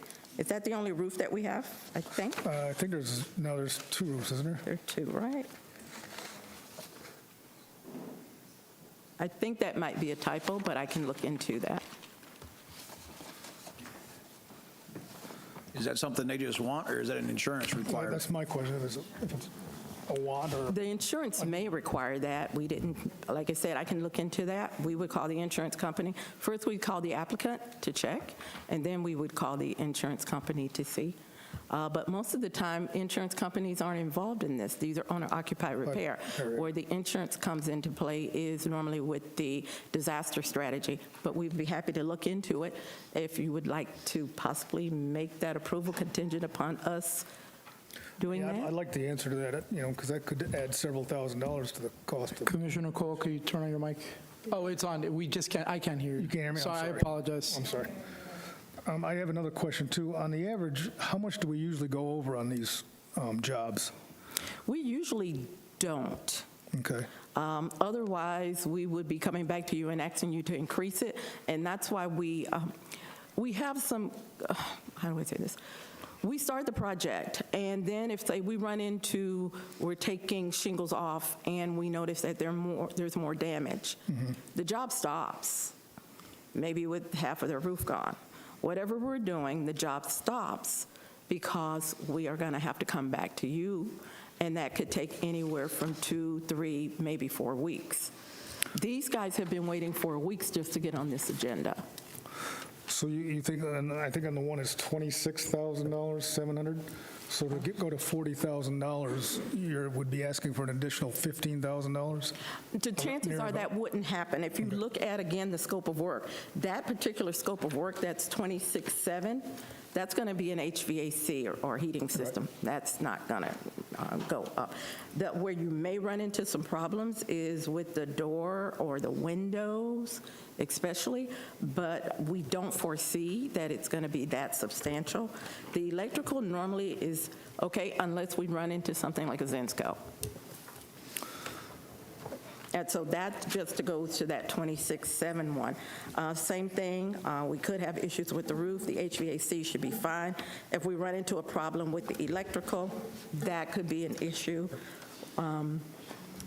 because although we've had the inspector, until they start pulling wires out sometimes, you never know what you're going to find. This is just a precaution for the applicant. We can wait and come back to you, but it takes weeks. Anybody else have any comments? Yeah.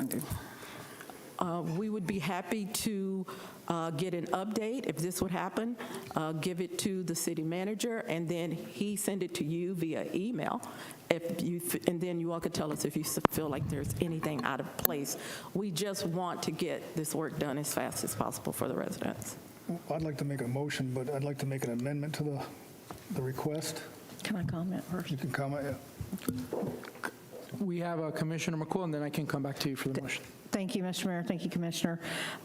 Angela, and that's what I was going to allude to. One of those things is, do we ask the contractor for an itemized, you know what I mean, checklist after the fact when the repairs are done? Do we ask for that before payment?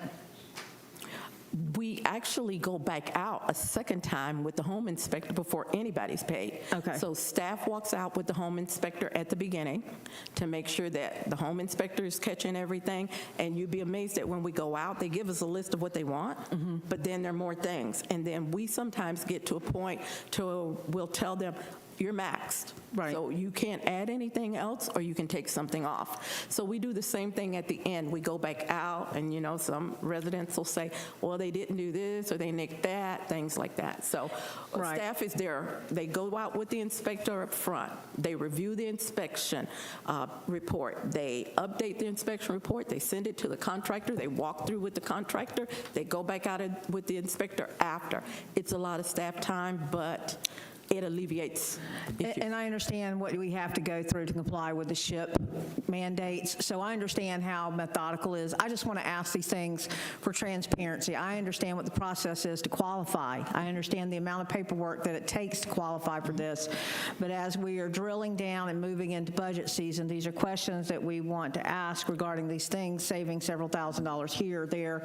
I understand that we have to spend the money too, or we get less money the following year, so that's all I wanted to ask, Commissioner. Thank you for that. And I have a question, and then after me, I'll call on Commissioner Avila Vasquez, unless you haven't gone yet, Commissioner. You have? Oh, you haven't? So then we'll go to Commissioner Avila Vasquez, and then I'll go after her. Thank you.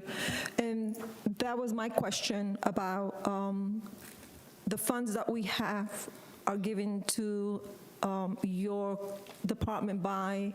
These particular funds are given to us by the state, Florida Housing Finance out of Tallahassee. So nothing is coming from the city? No. So if we don't spend that money, it goes back? It will go back, or what they will do is lower. I would just let us keep the money and lower our allocation by the next year. For next year, okay. Ms. Miranda has about $2.5 million to spend. So if you don't spend that money this year and you got $100, next year they'll only give you $50? Yes, but not this year. She has about $2 million over the next 2.5 years to spend. So we're trying to drill down on this right now. And anybody that is here or anybody that's listening or watching, we have $280,000 that we have to spend on disaster funds. We need to spend that money. We don't want to give it back. Right. And I believe that you guys, your department, are good custodians of this money. I know that you go and you, just as you explained, with your insurance people, state inspectors and so forth. And I know that every penny that you put in these homes of people who really, really need it are well spent. And as you said, anything over that, you would come back to the commission for approval. And here's the thing, these are the funds that we're begging people to come and apply for. These are the funds that this department hates to send back because we don't get enough people to qualify for it. And I understand that we like to save money, but I prefer that you put a good shingles on my roof, that it'll last me 20, 30 years, than to put cheap shingles that 5 years from now, the wind is going to blow them away. So thank you for the good job that you've done with these houses. Thank you. You actually asked a question. I was going to ask a good job. Commissioner Colwell, go ahead. I would like to make a motion to approve this amendment with the amendment to, or with the addition to only allow $4,000 over the estimated amount per item. So there's a motion by Commissioner Colwell to approve the item under the condition that only $4,000 over the approved amount be applied. I second. There's a second by Vice Mayor. Can I interrupt Point of for order. a second? Are you saying 4,000 per item? Well, per residence. Okay, Per thank residence, you. I'm sorry. Thank you. Commissioner. Okay, there's a second by Vice Mayor. Jody Lee, is there any public comment? No, sir. Can we vote, please? I know what he's getting at. Motion passes 6-0. Thank you.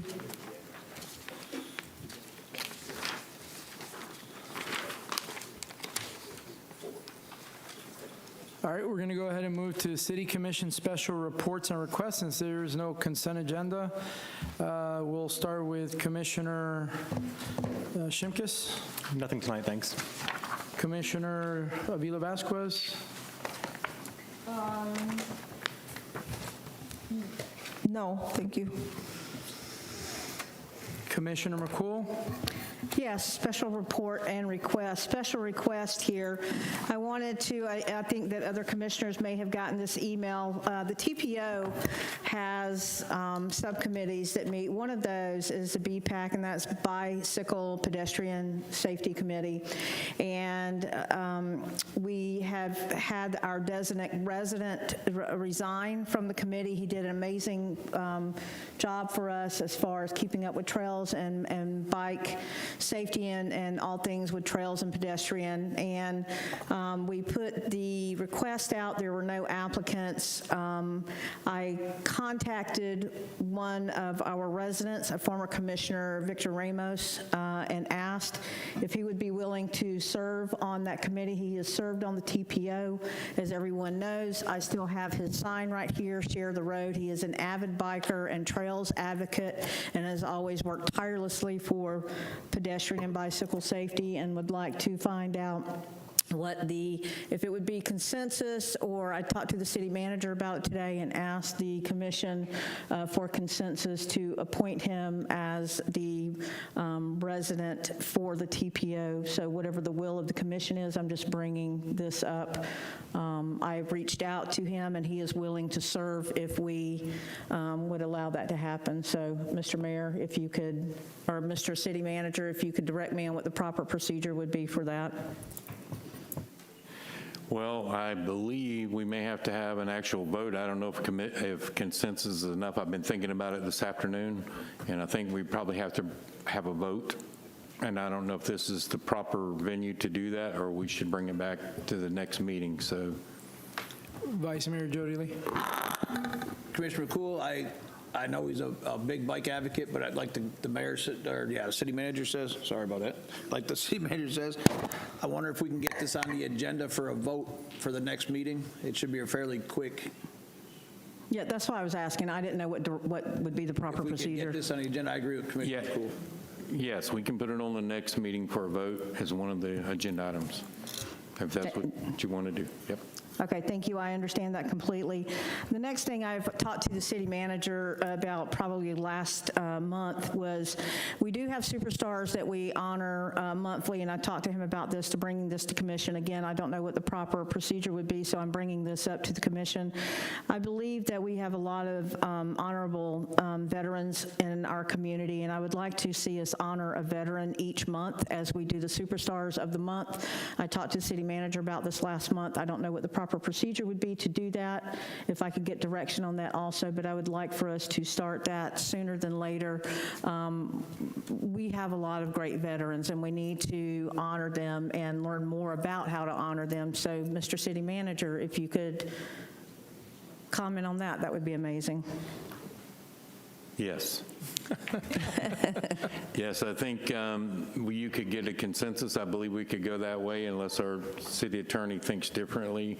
I think you could do a consensus on whether you wanted to start that program.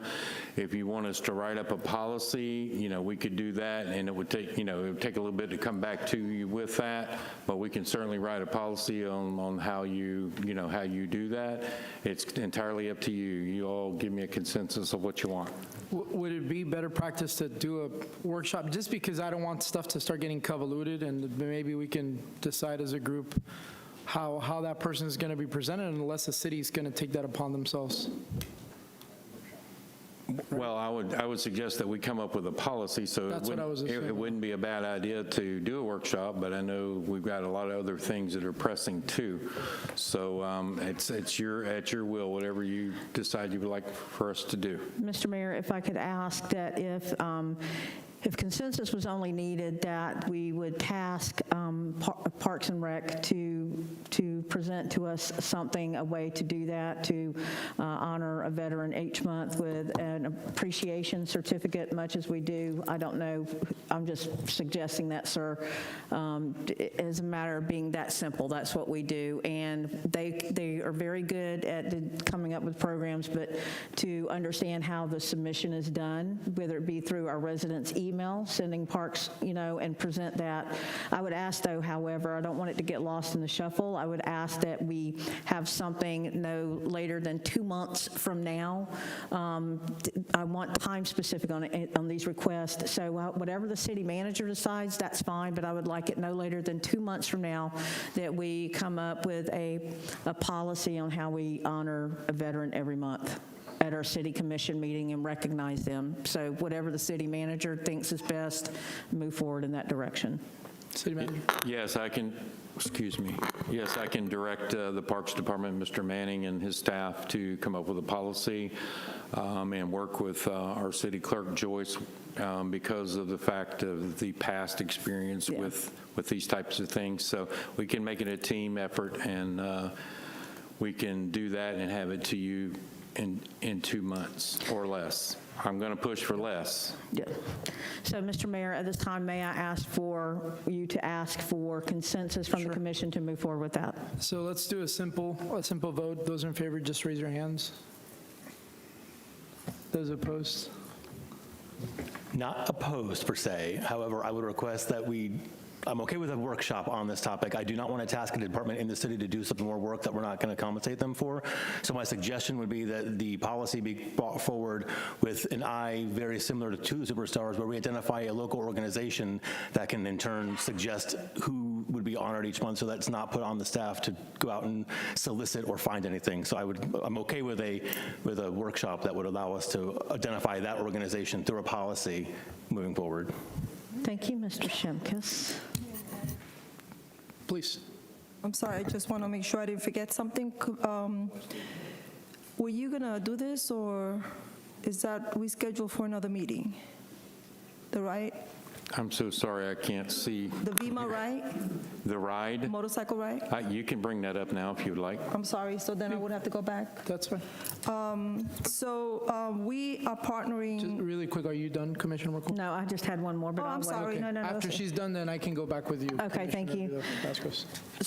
I'm sorry, the last special request that I have, sir, is that, and even a request to put it out into the universe, is that In the spirit of we are trying to move forward and building consensus and building collaboration with the residents and with our city, I would like for us to think about, and I saw this in Orange City the other day, I would like for us to think about moving away from code compliance, code enforcement, that verbiage, and move towards community services officers, as it allows us to do the spirit of what those offices were designed for, and that is to help out the community to get into compliance, to get into code compliance, and to help with community service-related items. I just think that it would be more friendly for our city. I think that the residents would be more open when they see a community services officer pull up rather than code enforcement or code compliance. And because that's what our code officers are doing. They are helping out with the community. And I believe that if we were to acquiesce and use that verbiage, that it would be a much gentler, kinder transaction moving forward, because we're not trying to beat our residents up. We are trying to help them out. So I don't even know that there needs to be any action taken other than us thinking about that right now and then revisiting that. It's just friendlier for our city. Go ahead, Vice Mayor. That's all I have, Mr. Mayor. He just wants to touch that subject. I want to touch on that issue. We spent, what did we spend, $75,000 before to rename them to code compliance? So we spent $75,000 to change them from code enforcement to code compliance and change the color of the uniforms. We already spent $75,000 just to do them two things. No matter what you change them, they're still going to be the same thing. There is no monetary value placed on having a friendlier environment for our residents to live in. Thank you, Mr. Lee. Commissioner McCool, don't fool nobody. We can't do nothing in this city without it costing us a fortune. In the universe, Mr. Lee, thank you. All right, Commissioner Vila Vasquez, and after that, we'll start moving back forward. Thank you, Mayor. So the city is going to be having, well, the city had a Memorial Day event on the agenda planned for this year, just like we did a veterans event. And we were approached by VIMA, a motorcycle group, to asking for sponsorship because they wanted to do a Memorial Day event as well. And so we figured and we spoke to them and we agreed that we would have the event together, the city of Deltona partnering with VIMA to have a Memorial Day event here. So the memorial event is usually done for veterans. VIMA is a veterans, firemen, law enforcement, first responders, retired organization. And so they approached us and we have agreed to partner with them. The Sheriff's Department will be a sponsor with them as well. And I am going to let Mark from Parks and Recs, because this is a Parks and Recs event, to give us a little bit more information on what we're requesting from the commissioners. Thank you, Commissioner. I believe you guys discussed this a few meetings ago with the group that came before you. They were requesting support to hold their event on Memorial Day. The city manager, myself, and the commissioner met with the group about doing a Memorial Day event here at City Hall. They want to do a bike ride around the city. After that bike ride, they want to come back here to City Hall, have a concert, food trucks, some vendors out here just to have a good time for a couple hours in the afternoon on Memorial Day. That formal request for that special event application will be coming before you at the first meeting in March. As she mentioned, you guys already discussed this a few meetings ago and said you gave verbal support, but this will be a formal request for that to happen as well for this special event. For the city to provide not so much monetary support, but the building, staff, to make sure the event goes smoothly.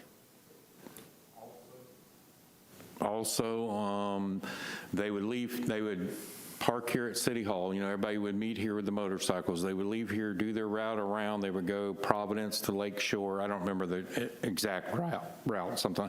And they would end up coming back down to Elkham and stopping at the Veterans Park to participate in the service at the park.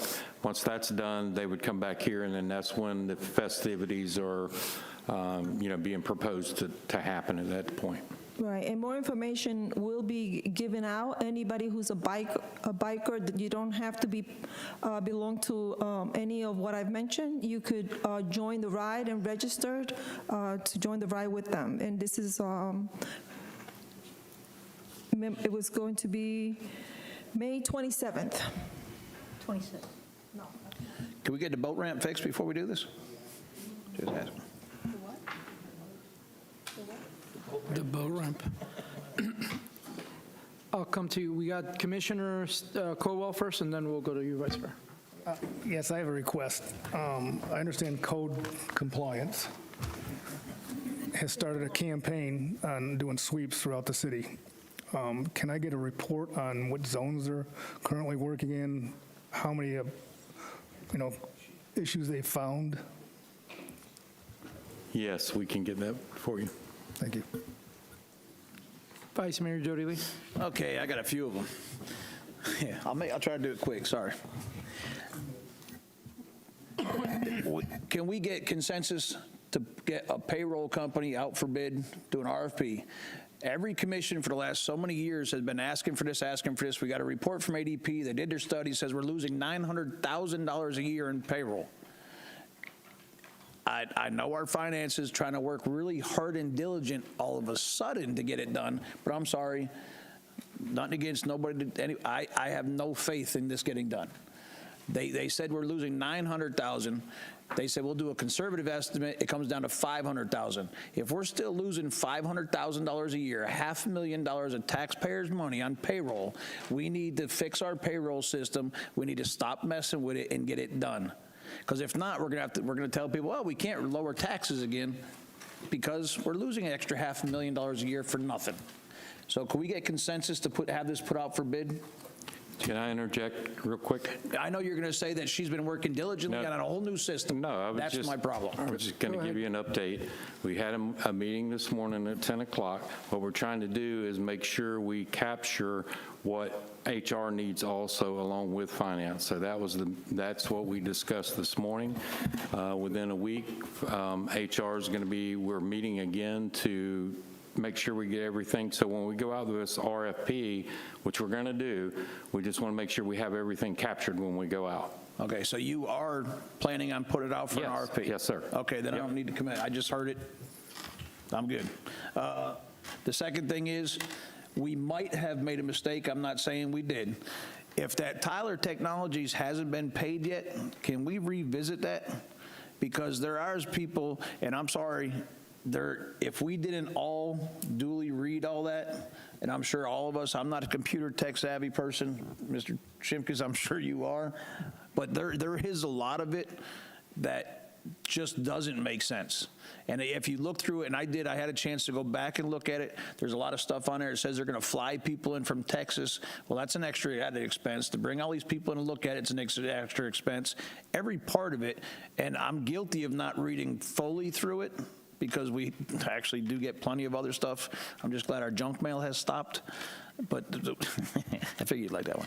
But there's a lot of extra stuff in there, and if it hasn't been paid, I'd like to revisit that, because there's extra expenses that could come up that weren't in the original that came to us for a vote. I'm not done after that, but we can go to that one first, if it hasn't been paid yet. No, it hasn't been paid. The PO has just been issued for that project. There's a lot of data that has to be transferred over. There's a lot of legwork that has to be done with that project. And then you all know that Tyler is part of Munis, which is our billing system for the utilities. I don't need to go on. Y'all know. I'm sorry. I'm getting that look. So. Do I have to get a consensus to relook at it? Are we able to retract it? I don't know. I'd have to ask purchasing that question. I'm not sure. Well, if it's not paid yet, can we stop it so we can revisit it? I might be wrong again, but if it hasn't been paid yet, I'd like to. I can look into it. I can't answer that. I don't have anybody from finance in here right this second, but I can look into that and let you know. Okay. The third thing is, there was a comment from Mr. Bryant about a lot of pipe and stuff that was paid for a project. Can you get us a copy of what it cost for that pipe in the subdivision for the man hours and the pipe and the couplings and all that stuff that was added, so we can know what that cost was for that HOA? The pipe itself, we already had. All we needed was the couplings. So we got the couplings and then, of course, the man hours to put the pipe together. And yes, we can get that for you. Thank you. I have no special requests. City attorney comments? City manager comments? Yes, I got a couple of announcements. I know I've talked a lot tonight, sorry. Just a few reminders real quick. Our 5K run will be this Saturday, the 24th at 8 a.m., beginning at Dewey Booster Park. The job fair that we will be having at the center will be February the 28th from 2 to 6 p.m. We have some outside organizations coming in also besides the city of Deltona. Will be represented there for several of our departments, but we also have the Department of Health. There's quite a few, then it's in your brochure or in your city manager report. The Wags and Whiskers event, the Pet Fest, March the 2nd, 9 to 12 at Keysville Dog Park. And that's pretty much all I have right now. Thank you. Now we're going to go to city commission comments, and we'll start with Commissioner Shimkus. I'm all good tonight, thank you. Commissioner Avila Vasquez. Thank you, Mayor. So I have a request from a city resident, actually in my district, who requested I bring this up. And of course, I told her that I would. So this is, I was told, is all over Facebook. So it's no news to anyone. But I did promise her that I would bring it up, and we all received an email about it, so we all know what it's going to be about.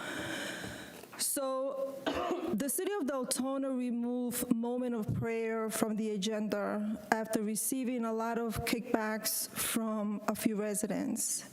It is now listed as an invocation, and in most cases, residents are asked to use that time to pray or use a moment of silence.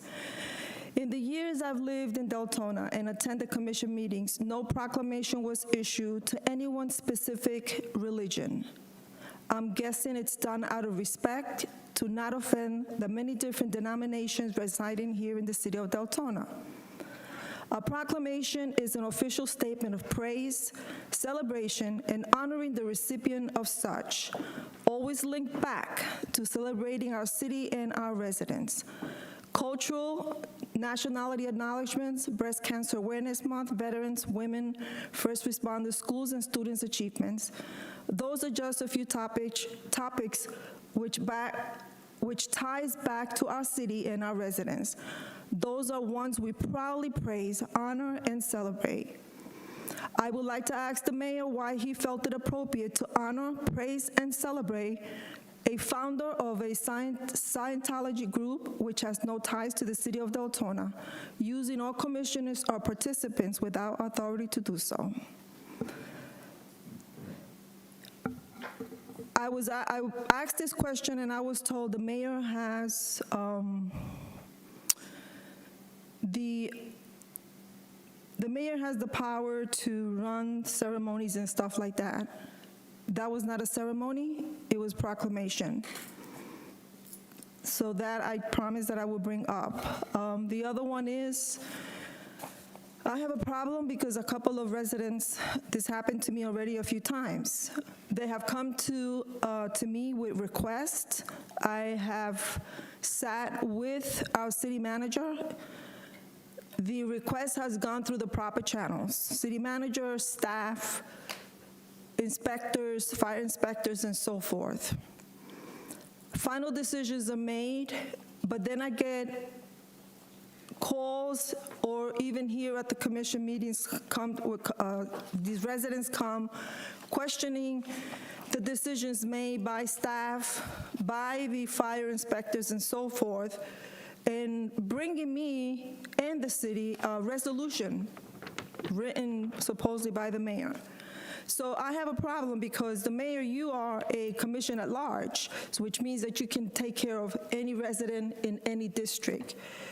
And I would like to ask that if anybody from my district comes to you with a problem, that you will resolve it from beginning to end, instead of doing a piece of it and then directing it back to me and making it look like it's on my side that it's not being done, or that I do not want to do it. So I just want to make sure that going forward, if a resident comes to you requesting something, like in this case, well, there's another case, but I'm not going to go into that one. But, please, just handle it from beginning to end, instead of directing it back to me to make, I received 5 emails from this person, and if you had already started working with them, it would have been nice for you to complete it. So absolutely, if I can just respectfully, whenever I get a request from any resident, number one, I don't sit here and ask them what district they're from, because at the end of the day, I represent everyone, right? So if in any moment you felt like I did something to be disrespectful, I fully apologize, but when I take something, I am very meticulous to make sure that I CC the city manager, usually Sandy and Bridget, because he's the one that has the authority to direct staff. Other than that, if it comes to me, unless it's something I can go do myself, like patch a hole or something, it goes to city staff. And Mr. Whitcomb, would you like to elaborate on that? Because I do that religiously every time I get some type of request from any resident in the city.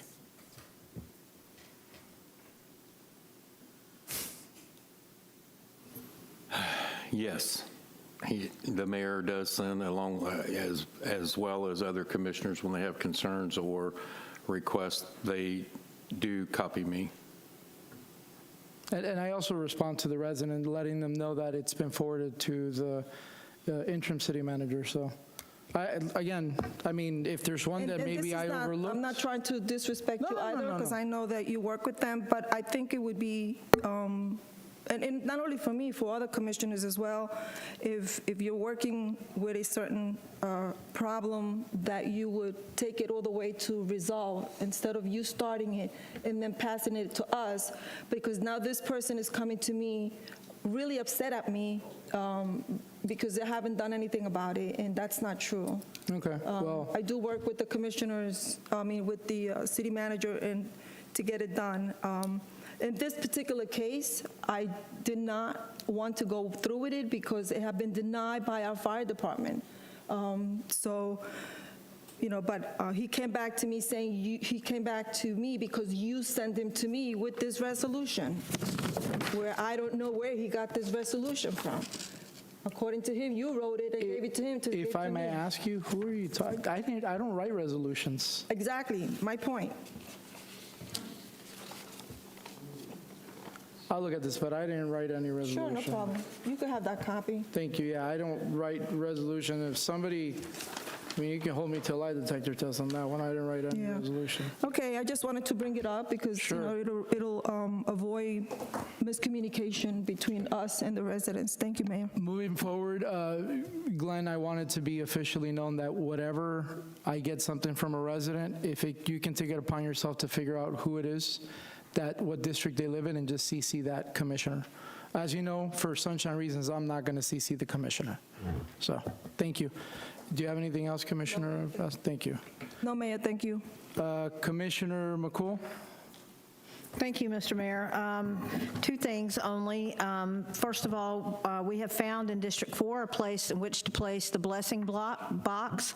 I am working out just a couple of minor details regarding that with the plaza owners, but I'm really happy that we will have a blessing box in our district, and I will thank them publicly as soon as we clear up 2 logistical matters about having the blessing box. So I want to thank Layla again for for bringing that up.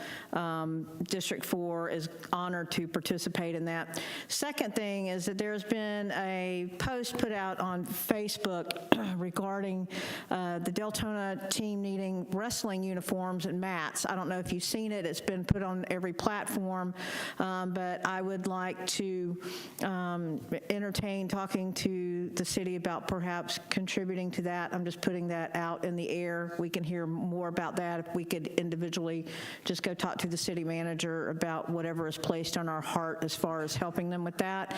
I would like to issue a challenge to our mayors, our mayor and our commissioners personally. If you can contribute, there is a platform there that you can contribute personally to that. I have pledged $200 for the matter, and so I'm just challenging it's the Deltona wrestling team. You can go online and find it there. The coaches' names are listed. I have that. Get with me. So I'm going to ask that we do that also. Second of all, thank you, everybody, for coming out. I'm glad to see new faces in our audience. I would like to thank Christian for taking the time to look into Tyler Technologies. I will tell you that I have been angry with Tyler Technologies since I had an inflated water bill years ago, and I still believe it to be a software matter, but I'm just, it is what it is, and what was explained to me is integration problems. When I say that, the interfacing with Tyler Technologies with all the Munis systems that we have, we're pretty much held hostage to that, but I would like to thank you for taking the time to bring that up so that we look at it deeper. I will tell you that this commissioner, that was my reason for approving that, because of the interfacing with the Munis platforms that we have. So at least we will be able to investigate further. So thank you for being concerned enough for the residents of Deltona to bring that up. Also, please note that we can't address residents directly in resident comments. That's why we wait until afterwards to do that. So it is heard and it's understood. If you would like to get with a member of staff regarding your questions, Mr. Wickham or one of our team's administrative assistants will be glad to assist doing that. The more you know, the more we know, so thank you for bringing that up. Also, the strategic plan that Ms. Ellis brought up and the public art and the budget meetings, that is already scheduled. The public art, I would love to see that. I've brought that up before, that we just need more beauty in Deltona, so I would like for us to help support Ms. Ellis in that. And as far as the evaluations go, if I'm not mistaken, I believe that is being addressed by our new brilliant HR director. I would need to get more clarity on that, but I do know for a fact that is one of the things that she and I talked about when I sat down and talked with her. So thank you for ferreting that out, Ms. Ellis. Thank you for staying on that. I know your communication style and it's very thorough. Thank you for continuing to stay engaged and involved with the city of Deltona. It's really appreciated because it does take a village to raise a village. So thank you for staying on that message. I know for at least the last 5 years, the wheels turn slowly, but I will promise you that the squeaky wheel eventually gets the oil. Thank you for making our city better by continuing to stay on that. And those are my comments for this. Oh, and New Hope. Thank you very much, absolutely, for what you did tonight. I need to go to their service, just to hear that. So thank you very much for that. Thank you, Mr. Mayor. Commissioner Colwell. Vice Mayor Jody Lee. Thank you, Mayor. Thank you, everybody, for being here tonight. It was great. There's a couple things I think that the city, it should be addressed by our next meeting.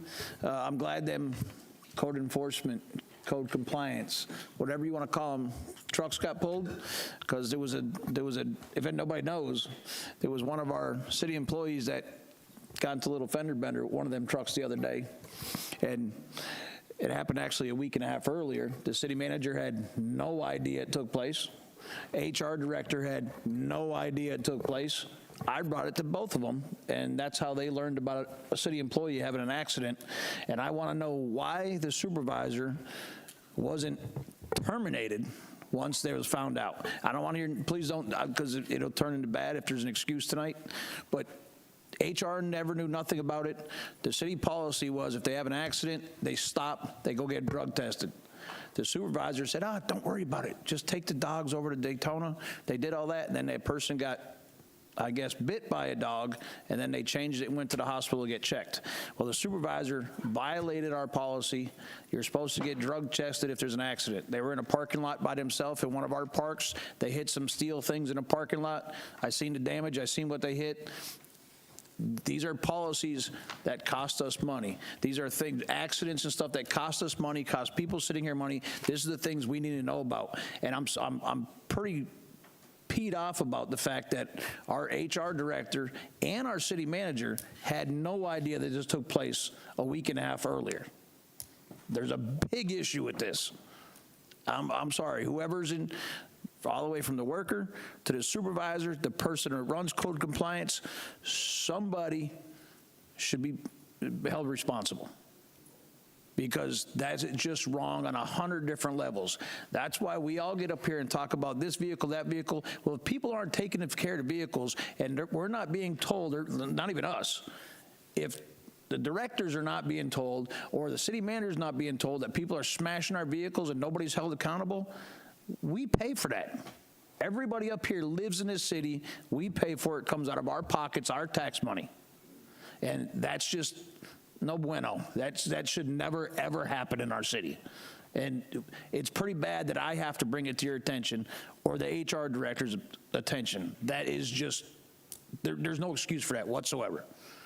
Other than that, thank y'all for being here. Mary did a good job tonight. Appreciate y'all. I just want to remind remind everybody the Mayor's Fitness Challenge is coming up February 28th. Last year, just for those that didn't know, the mayor of Miami tried to issue us a challenge. He had about 45 people lined up with his city when they started their challenge. Well, the city of Deltona literally had 170 people show up. So we beat them on our sign-up. So let's keep showing everybody what Deltona's made of. This year is super exciting. It's military theme. If you guys saw the embarrassing video that's out there, I'm sorry. But come and poke fun at the mayor getting beat up by the drill sergeants. Have a great day and enjoy your week. Meeting's adjourned.